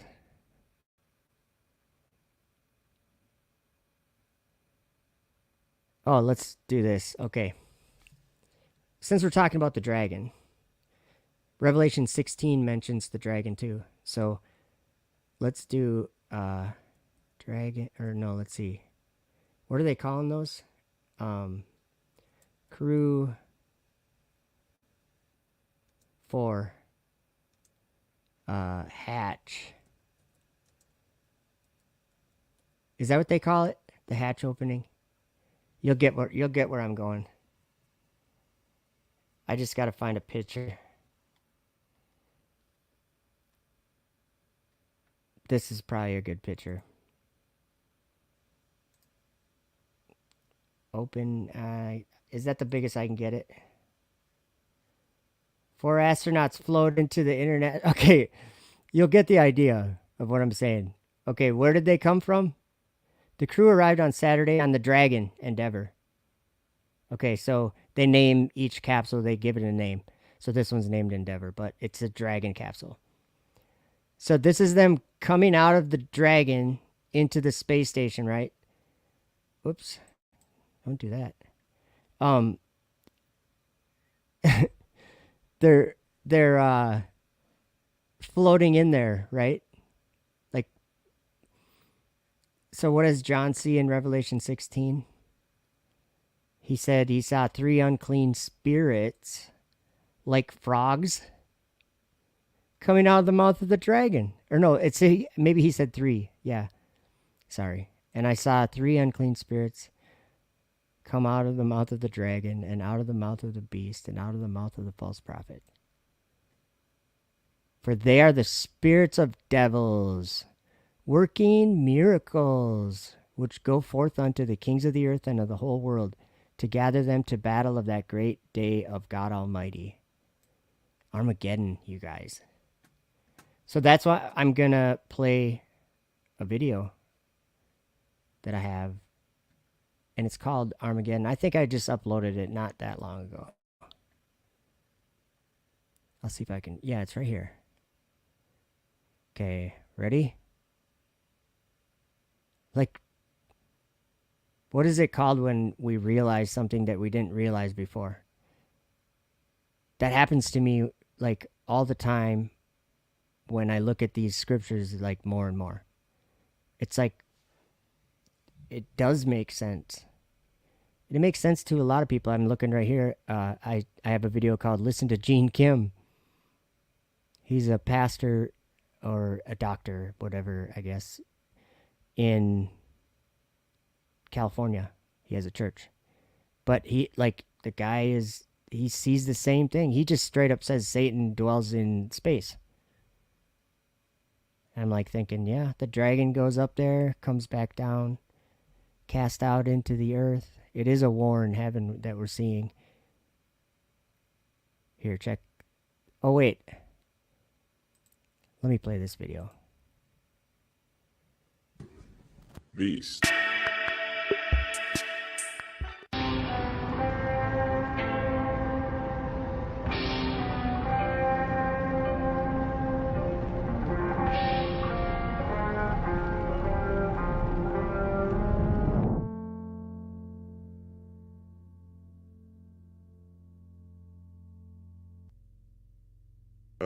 I mean, it's a beast.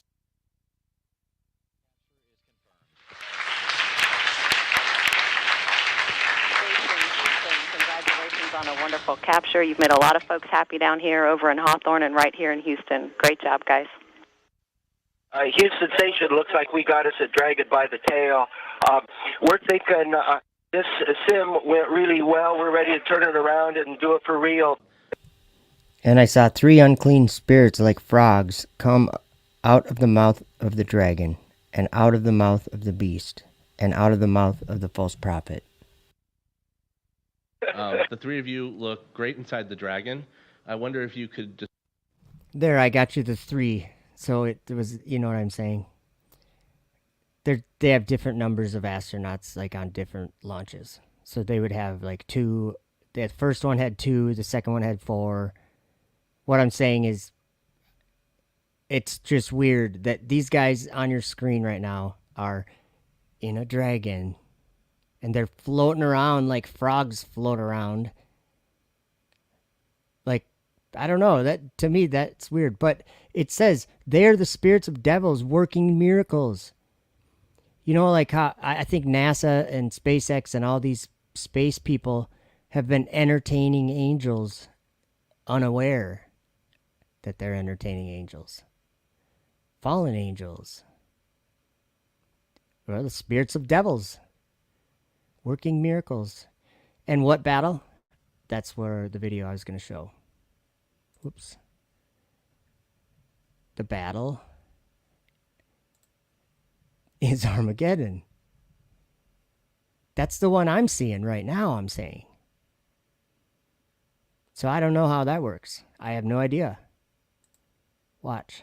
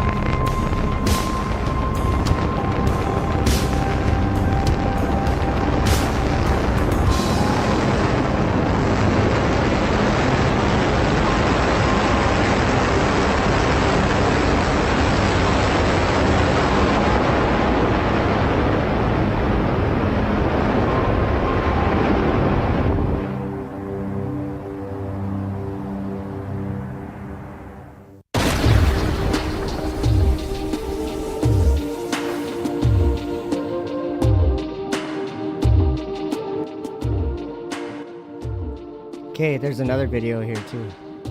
This is like 3 videos together, I think. But they all kind of...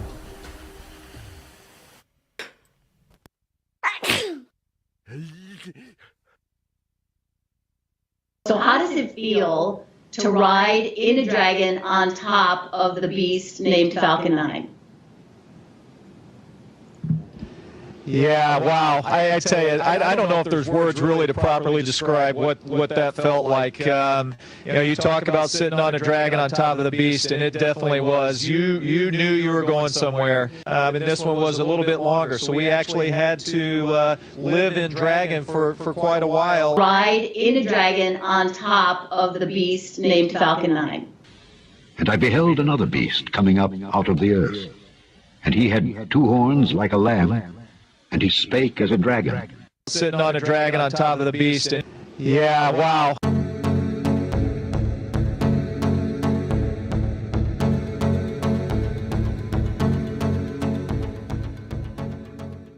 Stage 1 entry startup. And he doeth great wonders, so that he maketh fire come down from heaven on the earth in the sight of men. And he doeth great wonders, so that he maketh fire come down from heaven on the earth in the sight of men. Fire come down from heaven on the earth. Stage 1 landing leg deploy. Fire come down from heaven on the earth.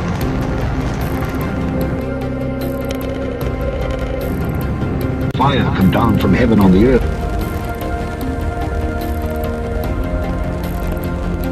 Falcon 9 has landed. Sitting on a dragon on top of the beast. It's a bottomless pit. In this abyss of darkness. They really believe in the space frontier of the abyss, so to speak. The good abyss. The good abyss. And I saw the storehouses of all the winds, and I saw how with them he has adorned all creation, and I saw the foundations of the earth. And I saw the cornerstone of the earth, and I saw the four winds which support the earth and the sky. And I saw how the winds stretched out the height of heaven, and how they positioned themselves between heaven and earth. They are the pillars of heaven. And I saw the winds which turned the sky and caused the disk of the sun and all the stars to set. And I saw the winds on the earth which support the clouds, and I saw the paths of the angels. I saw at the end of the earth the firmament of heaven above. And after these things, I saw four angels standing on the four corners of the earth, holding the four winds of the earth, that the wind should not blow on the earth, nor on the sea, nor on any tree. And I saw another angel ascending from the east, having the seal of the living God. And he cried with a loud voice to the four angels, to whom it was given to hurt the earth and the sea, saying, Hurt not the earth, neither the sea, nor the trees, till we have sealed the servants of our God in their foreheads. And there appeared a great wonder in heaven, a woman clothed with the sun, and the moon under her feet, and upon her head a crown of 12 stars. And she, being with child, cried, travailing in birth, and pained to be delivered. And there appeared another wonder in heaven, and behold, a great red dragon, having 7 heads and 10 horns, and 7 crowns upon his heads. And his tail drew the 3rd part of the stars of heaven, and did cast them to the earth. And there was war in heaven. Michael and his angels fought against the dragon, and the dragon fought and his angels, and prevailed not, neither was their place found any more in heaven. And the great dragon was cast out, that old serpent called the devil and Satan, which deceiveth the whole world. He was cast out into the earth, and his angels were cast out with him. And he doeth great wonders, so that he maketh fire come down from heaven on the earth in the sight of men, and deceiveth them that dwell on the earth by the means of those miracles which he had power to do in the sight of the beast. And they will go up and trample on the land of my chosen ones, and the land of my chosen ones will become before them a tramping ground and a beaten track. But the city of my righteous ones will be a hindrance to their horses. And it came to pass after this, that I saw another host of chariots with men riding on them, and they came upon the wind from the east and from the west to the south. And the sound of the noise of their chariots was heard. And when this occurred, the holy ones observed it from heaven, and the pillars of the earth were shaken from their foundations, and the sound was heard from the ends of the earth to the ends of heaven throughout the day. That I saw another host of chariots with men riding on them, and they came upon the wind from the east and from the west to the south. And the sound of the noise of their chariots was heard. And when this occurred, the holy ones observed it from heaven, and the pillars of the earth were shaken from their foundations.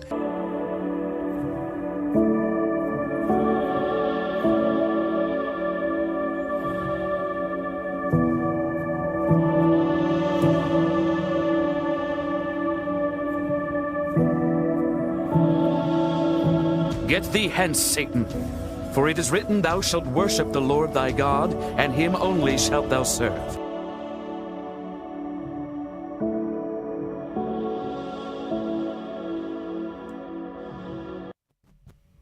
Yeah. So there was another video. I like what Joe K said there. I put it up on the screen. Nothing more satanic than the space program. And you know what? That we already looked at that scripture in Isaiah. It's talking about Lucifer, but I don't know the difference, whatever, but Lucifer is an angel of light, right? And that's what he says in his heart. I will ascend into heaven. I will exalt my throne above the stars of God. That's exactly what NASA says. We will ascend into heaven. We will put our space station up where God said he is. Let me start cam, right? And then go here. I want to show you something. There's so many things that the book of Enoch specifically talks about that it's, I want to say chapter 45. Yeah. In our day and age, if we look at the world, there's a world full of people who don't believe that heaven is like where the Bible says heaven is, like above the earth, that there's a firmament. Like a lot of people, we were all raised to not believe that. We were raised to believe there was this abyss of darkness above us, that's where we lived. But this is talking about denying heaven. This is the second parable concerning those who deny the name of the dwelling of the holy ones and the Lord of spirits. We were raised to deny that place. It says, and into heaven they shall not ascend, and on the earth they shall not come. Just think about that once. Flat earth is the real earth. But if you realize that the earth is not a globe, you also realize that it was made and designed perfectly for you, for us to live, a world for us to live in. Someone made that for you. That's what it does. And when you realize that, you look up to the sky and you realize that's where the source of this creation is from above us. And it's not the same kind of creation. And it's definitely not an abyss of darkness. There's one up there, but this one is the one where God lives on his throne. When you believe that, maybe, yeah. It is in this chapter. I think it's in this chapter. Watch this. Let's just keep reading. So these people this is concerning those who deny the name of the dwelling of the Holy One. So they deny the name of heaven or whatever, or the kingdom of heaven. And into heaven they shall not ascend, and on the earth they shall not come. Such shall be the lot of the sinners who have denied the name of the Lord of spirits, who are thus preserved for the day of suffering and tribulation. On that day, this is mine elect one. That's the Son of God. That's the Word of God. That's his elect one that is going to, well, it says, on that day, mine elect one shall sit on the throne of glory and shall try their works. And their places of rest shall be innumerable, and their souls shall grow strong within them when they see mine elect ones, and those who have called upon my glorious name. Then will I cause mine elect one to dwell among them, and I will transform the heaven and make it an eternal blessing and light. And I will transform the earth and make it a blessing. Just think about flat earth, guys. And I will cause mine elect ones to dwell upon it, but the sinners and evildoers shall not set foot thereon. For I have provided and satisfied with peace my righteous ones, and have caused them to dwell before me. But for the sinners there is judgment impending with me, so that I shall destroy them from the face of the earth. So he's going to transform the heaven and transform the earth, huh? Don't want to miss out on that, I bet. Space is fake, guys.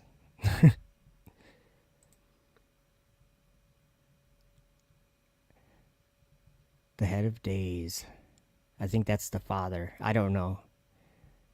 Maybe it's the Look at this. And with him was another being whose countenance had the appearance of a man.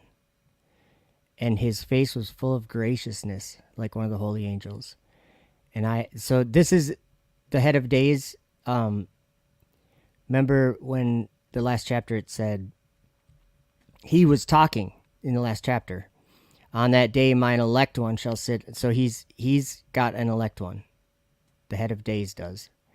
So look, it says, and there I saw one who had head of days, and his head was white like wool, and with him was another being whose countenance had the appearance of a man, and his face was full of graciousness like one of the holy angels. And I asked the angel who went with me and showed me all the hidden things concerning that Son of Man, who he was, and whence he was, and why he went with the head of days. And he answered and said unto me, this is the Son of Man who hath righteousness, with whom dwelleth righteousness, and who revealeth all the treasures of that which is hidden. Hey, Trisha C. Good to see all you guys. Phil 1476. Good to see you again. Plain Reality's here too. Thanks. And Rebecca Page. Sorry, I really got bad with the chat. Good to see all you guys. I'm just scrolling up. And Chemtrail Cowboy was here. And Stephanie on Haven Hills Farm. King Shin. Awesome. Good to see you guys. Lord Racer too. Lots of good chat. Disciple of the Messiah 1. D. Lens Foster. Awesome. Elizabeth Borson. Good to see you. I always feel bad when I say hi to everyone late because then they probably left. Corey. Tim Pack. Fishing for Truth. Alan Norstrand. That agonism. Oh, man. Sorry. Hello. Michael J. Spencer. Mr. Super Sidewinder. Lots of comments. Thomas Morgan.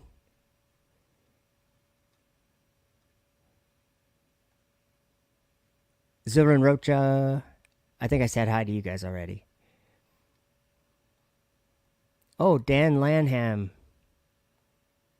What is that, Uranus? That's when I was talking about planets, I think.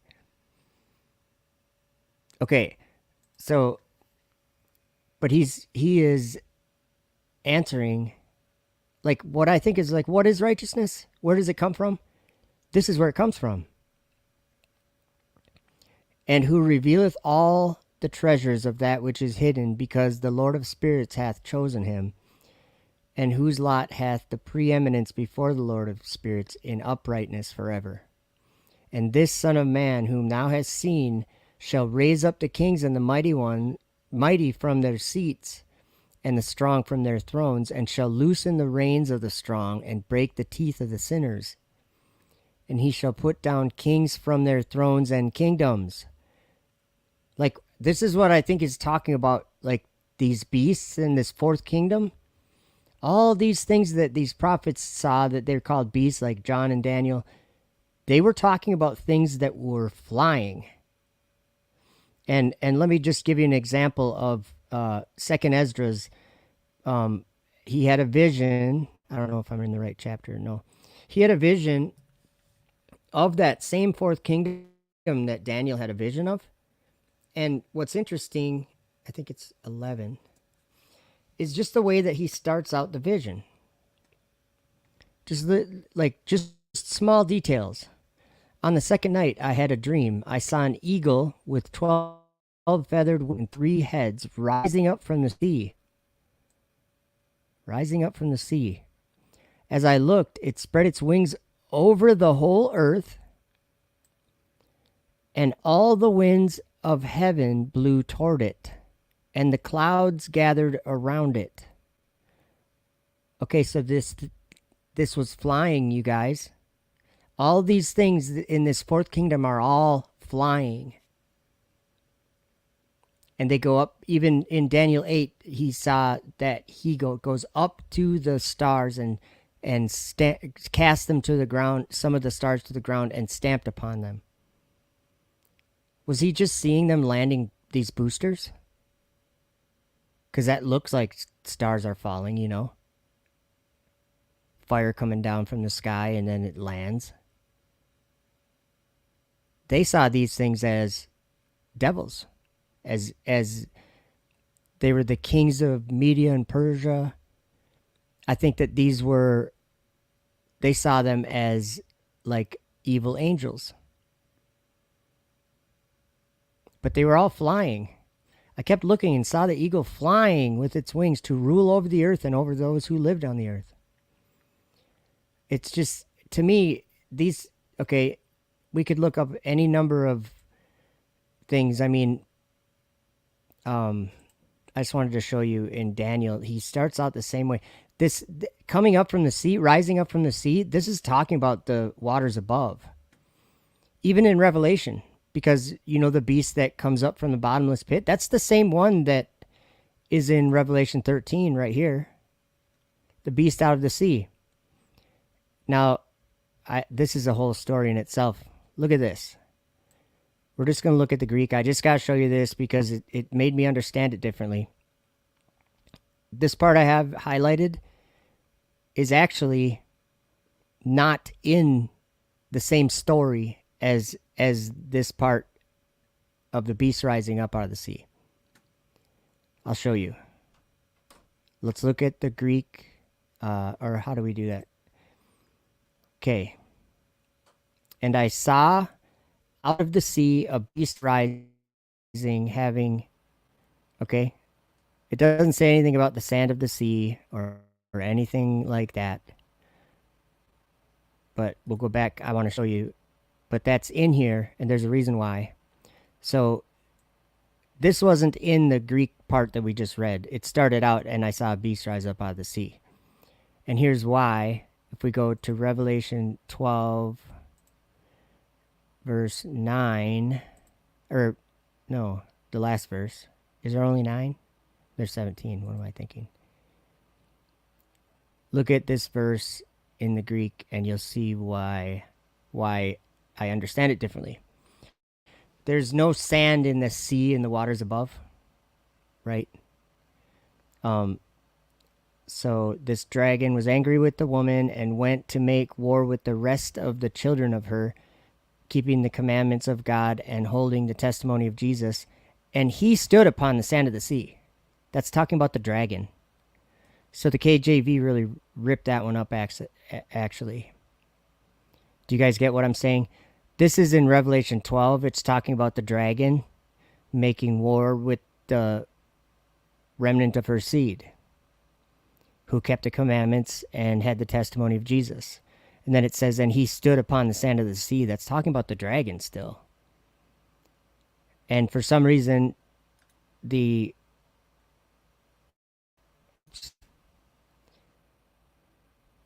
Revelation 12 doesn't have that here. And the dragon was wroth with the woman and went to make war with the remnant of her seed, which keep the commandments of God and have the testimony of Jesus Christ. It should say, and he stood upon the sand of the sea. But for whatever reason, they put it here. So if we take that out, it makes more sense, because this beast that he describes rising up out of the sea, that's the same beast that in, what is it, Revelation 17?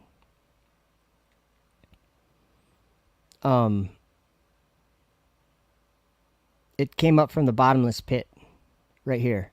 The beast that thou sawest was and is not, and shall ascend out of the bottomless pit and go into perdition. That's the beast that rose out of the sea. So that's talking about the dark waters above. What they call space. It's darkness. It's simple. It's just darkness. It's something that God divided the light from the darkness. When he created the light, he divided the light from the darkness, and he called the light day and the darkness night. So the night, just darkness. That's what it is. It's darkness. there's darkness above the earth when the sun and moon aren't here. Or what, there, you know what I'm saying? The moon, I guess, it's in darkness too, but daytime too. But in Daniel,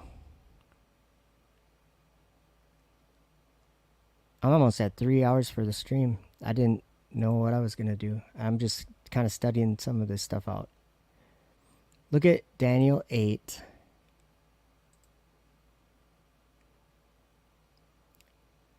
He sees this he-goat. Okay, as I was considering, behold, an he-goat came from the west on the face of the whole earth. So what's something that goes on the face of the whole earth, and then it says, and touch not the ground? So what goes over the face of the whole earth without touching the ground? Sounds like low Earth orbit, doesn't it?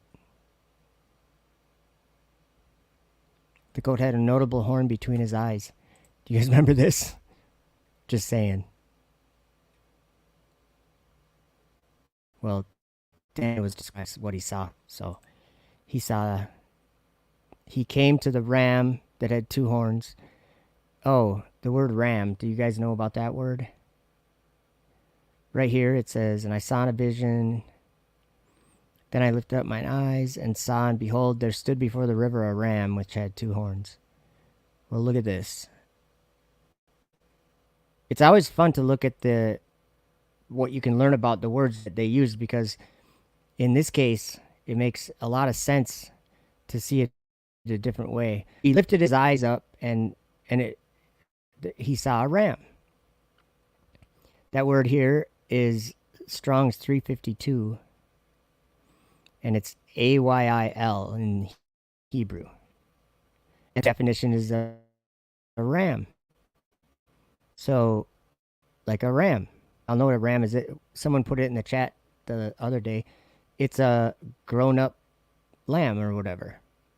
Right? Or maybe, I don't know. But Strong's Exhaustive Concordance says, mighty man, lintel. What's a lintel? I just want to show you images. A lintel is like, it's like a header is what we call it today. But it's like a strong support.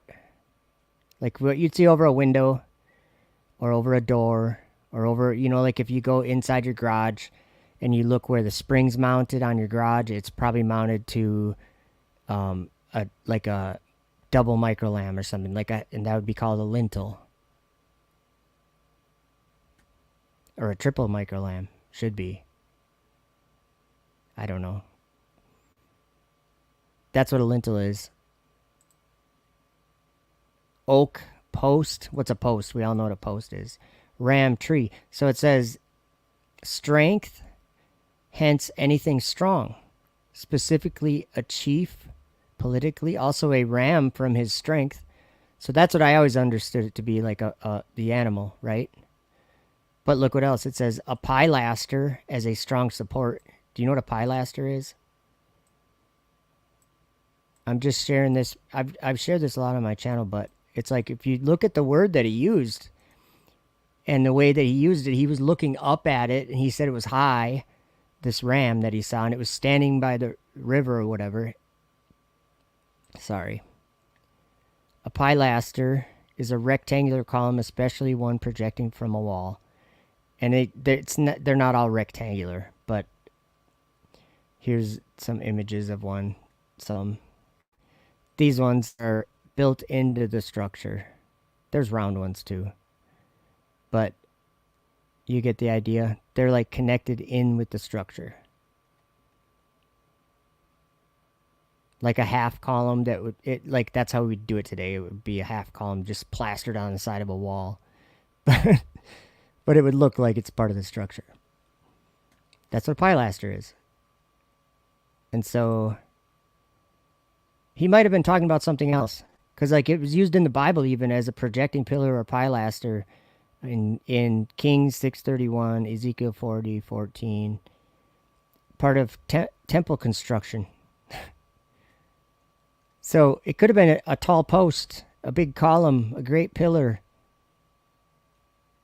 But it could have been an animal too, but I just don't see animals like a lot of rams flying and fighting with goats in the sky. Especially when they go, where do they go? That's where we were in Daniel. That's where they go. They go up to the stars. That's the point I'm trying to make. They go into the stars. I lifted up my eyes and saw a ram. Okay, we got to go to, just hit this button. Look at Daniel 8, verse 10. And it waxed great, even to the host of heaven, and it cast down some of the host and of the stars to the ground and stamped upon them. That's what this he-goat and this ram, that's what they did. Therefore the he-goat waxed very great. And when he was strong, the great horn was broken. The great horn was what? Come on, you guys. Like, to me, it's not because, like, what this is they were seeing these things being built and they were seeing what they were doing with them. They didn't understand what was happening, but it was part of this fourth kingdom that destroyed the earth. And then we have this launching in like 7 hours for the first time ever. Biggest rocket in the world ever. Look at the height, 120 meters. 394 feet. I was wrong. I said 400 and something. Maybe that's the tower. Starship capabilities. Sounds like a false prophet to me. You want to watch this video? I'll put it full screen, but the sound I'm going to turn off. I'm sure you guys can hear the sound, but I don't care. I can't hear it either because I just turned it off. So this is their place in Texas that they've built up over the last 4 years or so. I think they actually broke ground in 2014. But that's where they're building the Starship. And it's crazy. They got this big tower that sets it in place. So this is never launched, even on a test launch, and they're going to do it in the morning. Oh, they're flying jets around. Wow. Occupy Mars bar. Starbase. Ridiculous. They like bought a town, kind of. Not really. They just bought like one neighborhood of houses.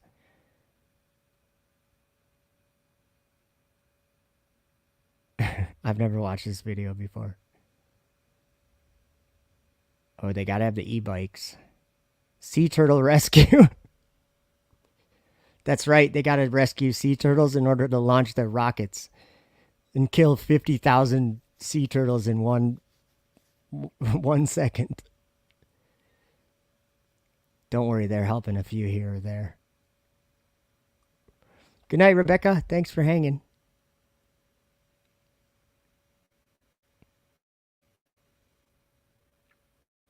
Oh, here we go.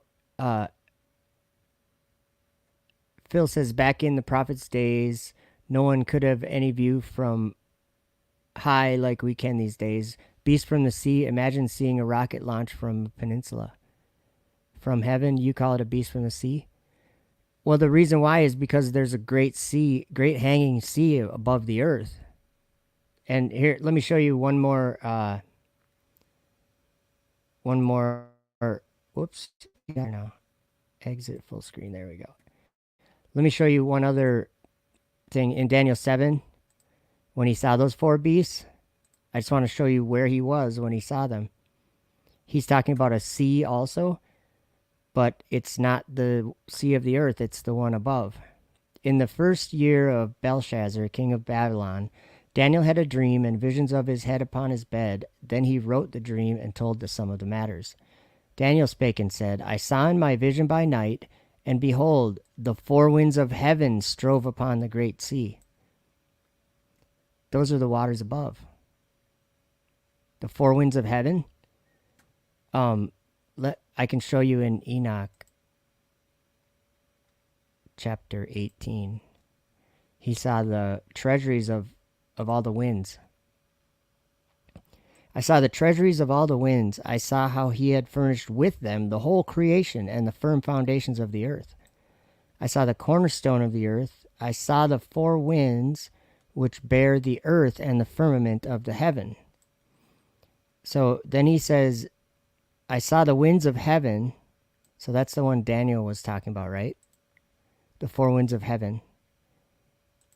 I saw the winds of heaven which turn and bring the circumference of the sun and all the stars to their setting. So the four winds of heaven, that's like the firmament, like the waters above or whatever. Like that's what we would call the ether or something like that. It moves. It's moving all the time. And then he says, I saw the winds on the earth carrying the clouds. I saw the paths of the angels. So the winds of the earth were carrying the clouds, and they're the pillars of the heaven, I think. Does it say that? Yeah. I saw the winds stretch out the vaults of heaven. I think he's talking about the winds of the earth, and have their station between heaven and earth. These are the pillars of the heaven. Then he said he saw the winds of heaven which turn. So to me, that's why I'm thinking that he's talking about the great sea above. There's other, I think, which one is that? The Testament of Reuben, maybe? No, it's not Reuben. One of those, though, he starts it out by saying that there's a great hanging sea. Yeah, I think that's the waters above. But it says, 4 great beasts came up from the sea, diverse one from another. First was like a lion and had eagle's wings. I beheld till the wings thereof were plucked, and it was lifted up from the earth. These are all flying, you guys. All these horns, I considered the horns. But yeah. One of these days, look what it says, I beheld till the thrones were cast down, and the Ancient of Days did sit, whose garment was white as snow. The head of days. And the hair of his head like the pure wool. His throne was like the fiery flame, and his wheels as burning fire. What's this? Trying to be like God at all? Yeah. We've arrived at the time, I think. This world is crazy. So yeah, let's see. Life at Starbase. That was pretty lame. We'll watch the rest of this this one. Your surroundings a little bit, and would you feel comfortable riding up in one of those on a future mission? Well, I spent quite a bit of time poking around in here this morning, just looking at the engineering and the flying layout. Up in a human-rated Dragon is not going to be an issue. Golden Hands Aki Hoshidi was at the controls and grabbed the Dragon, and then we brought it close next to the space station, and then I got to actually berth it, so that was pretty fun. A lot of cargo. You might see behind me. We started taking stuff out. Some of the white bags right behind me is all the cargo. This is a crew care package which we got. We also got a little dessert, got a little ice cream. So we're looking forward to having that tonight. We just unpacked it this afternoon, so we put it in our refrigerator here, waiting to have it tonight. It's quite a treat. We don't usually have this type of stuff up here. It's usually, thermostabilized or dehydrated that we're hydrating. So, homemade ice cream is something special, and we're going to have a little part. Aki and I were telling Yuri about it last night, and tonight's our dessert night.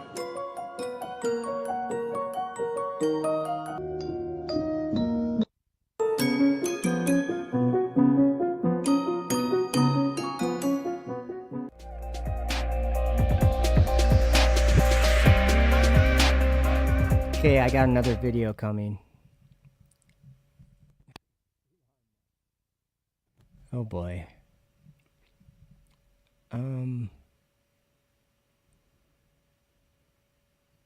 Evil in the Heavenly Realm. Let's watch this one. Let us build ourselves a city, and in it a strong tower, and its top reaching heaven. And they began to make bricks and burn fires to build the city and the tower that they had imagined to complete. And the building of the tower was unto them a transgression and a sin. And they began to build it, and whilst they were building against the Lord God of heaven, they imagined in their hearts to war against him, and to ascend into heaven.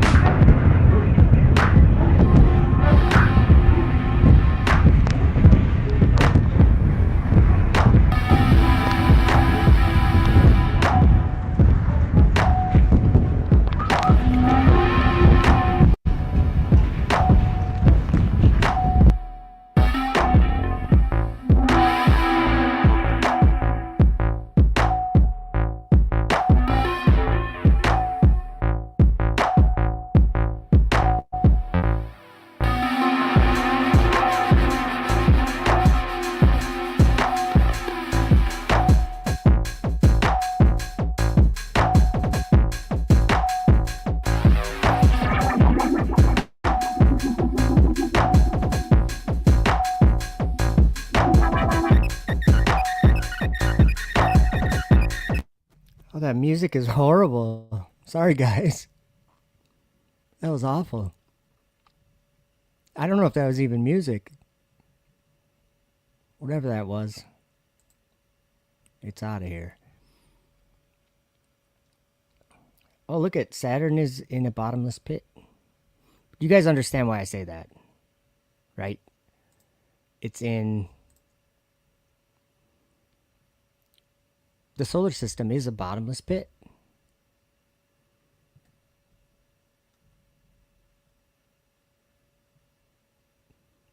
So let's see here.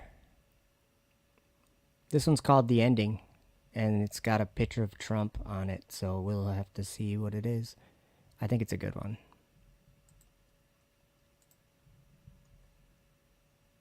Foundation for an eventual mission to Mars, which is actually going to happen very quickly.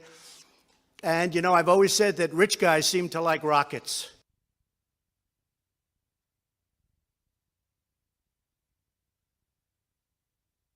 Go ahead. If you beat us to Mars, we'll be very happy, and you'll be even more famous. But they do like, explain that. Where's Eric? They do like rockets for some reason, huh? They like those rockets. But you know what? As long as it's an American rich person, that's good, okay? As long as it's an American rich person, they can beat us. And we are making our incredible facilities, okay, available to these people that have been doing so incredibly by themselves on rocketry beyond the Earth and into those forbidden skies, but they will not be forbidden for long, because we are giving you a platform the likes of which nobody has ever been given before.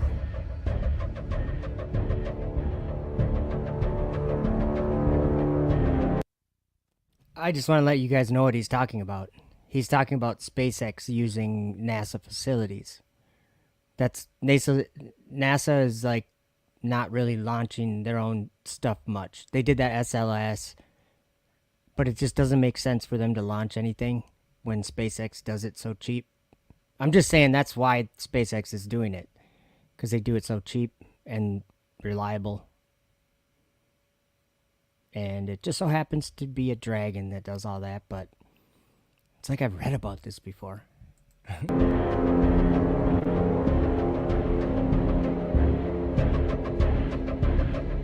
And he opened his mouth in blasphemy against God, to blaspheme his name and his tabernacle and them that dwell in heaven.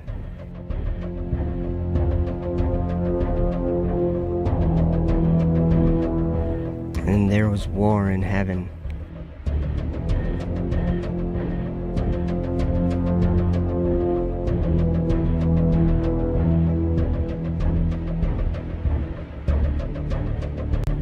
Michael and his angels fought against the dragon, and the dragon fought and his angels.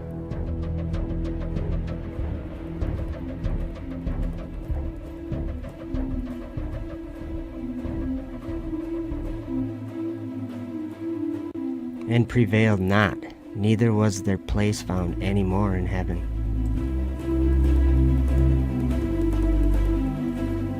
And the great dragon was cast out, that old serpent called the devil and Satan, which deceiveth the whole world.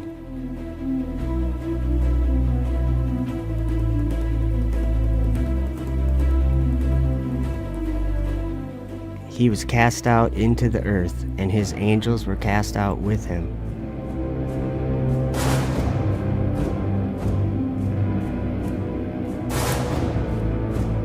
And he doeth great wonders, and maketh fire come down from heaven on the earth in the sight of men.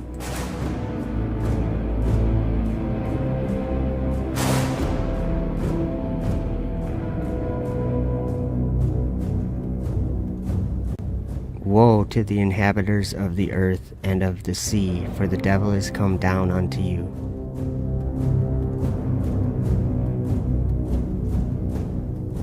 Having great wrath, because he knoweth that he hath but a short time.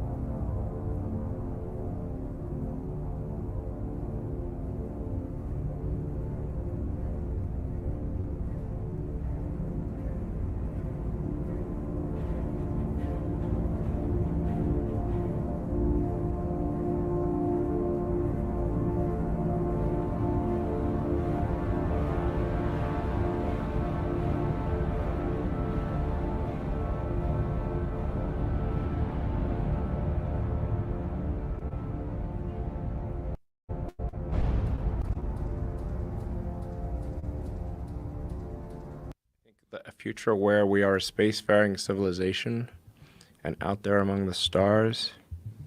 This is very exciting. If you can't beat it, join it. Like the purpose of Neuralink is to create a high bandwidth interface to the brain such that we can be symbiotic with AI. I try to convince people to slow down AI, to regulate AI. I met with Congress. I was at a meeting of all 50 governors and talked about just AI danger, and I talked to everyone I could.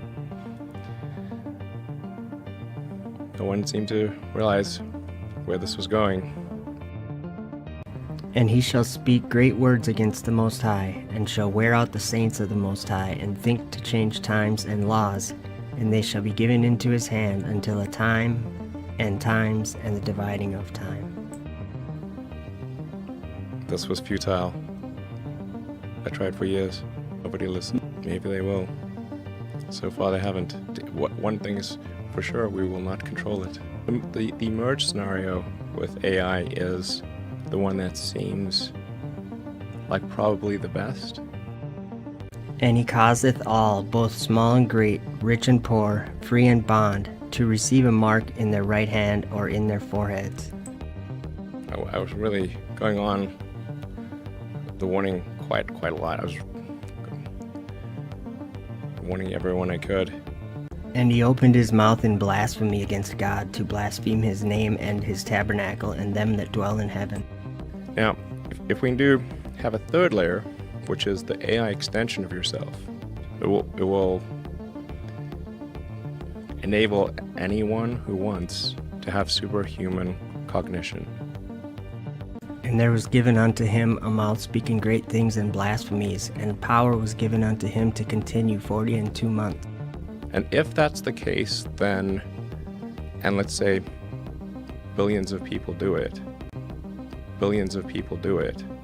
and that no man might buy or sell save he that had the mark, or the name of the beast, or the number of his name, then the outcome for humanity will be the sum of human will, the sum of billions of people's desire for the future. And then people may decide that they want to retain their biological self or not. I think they'll probably choose to retain their biological self. If your biological self dies, you could probably just upload into a new unit. Literally.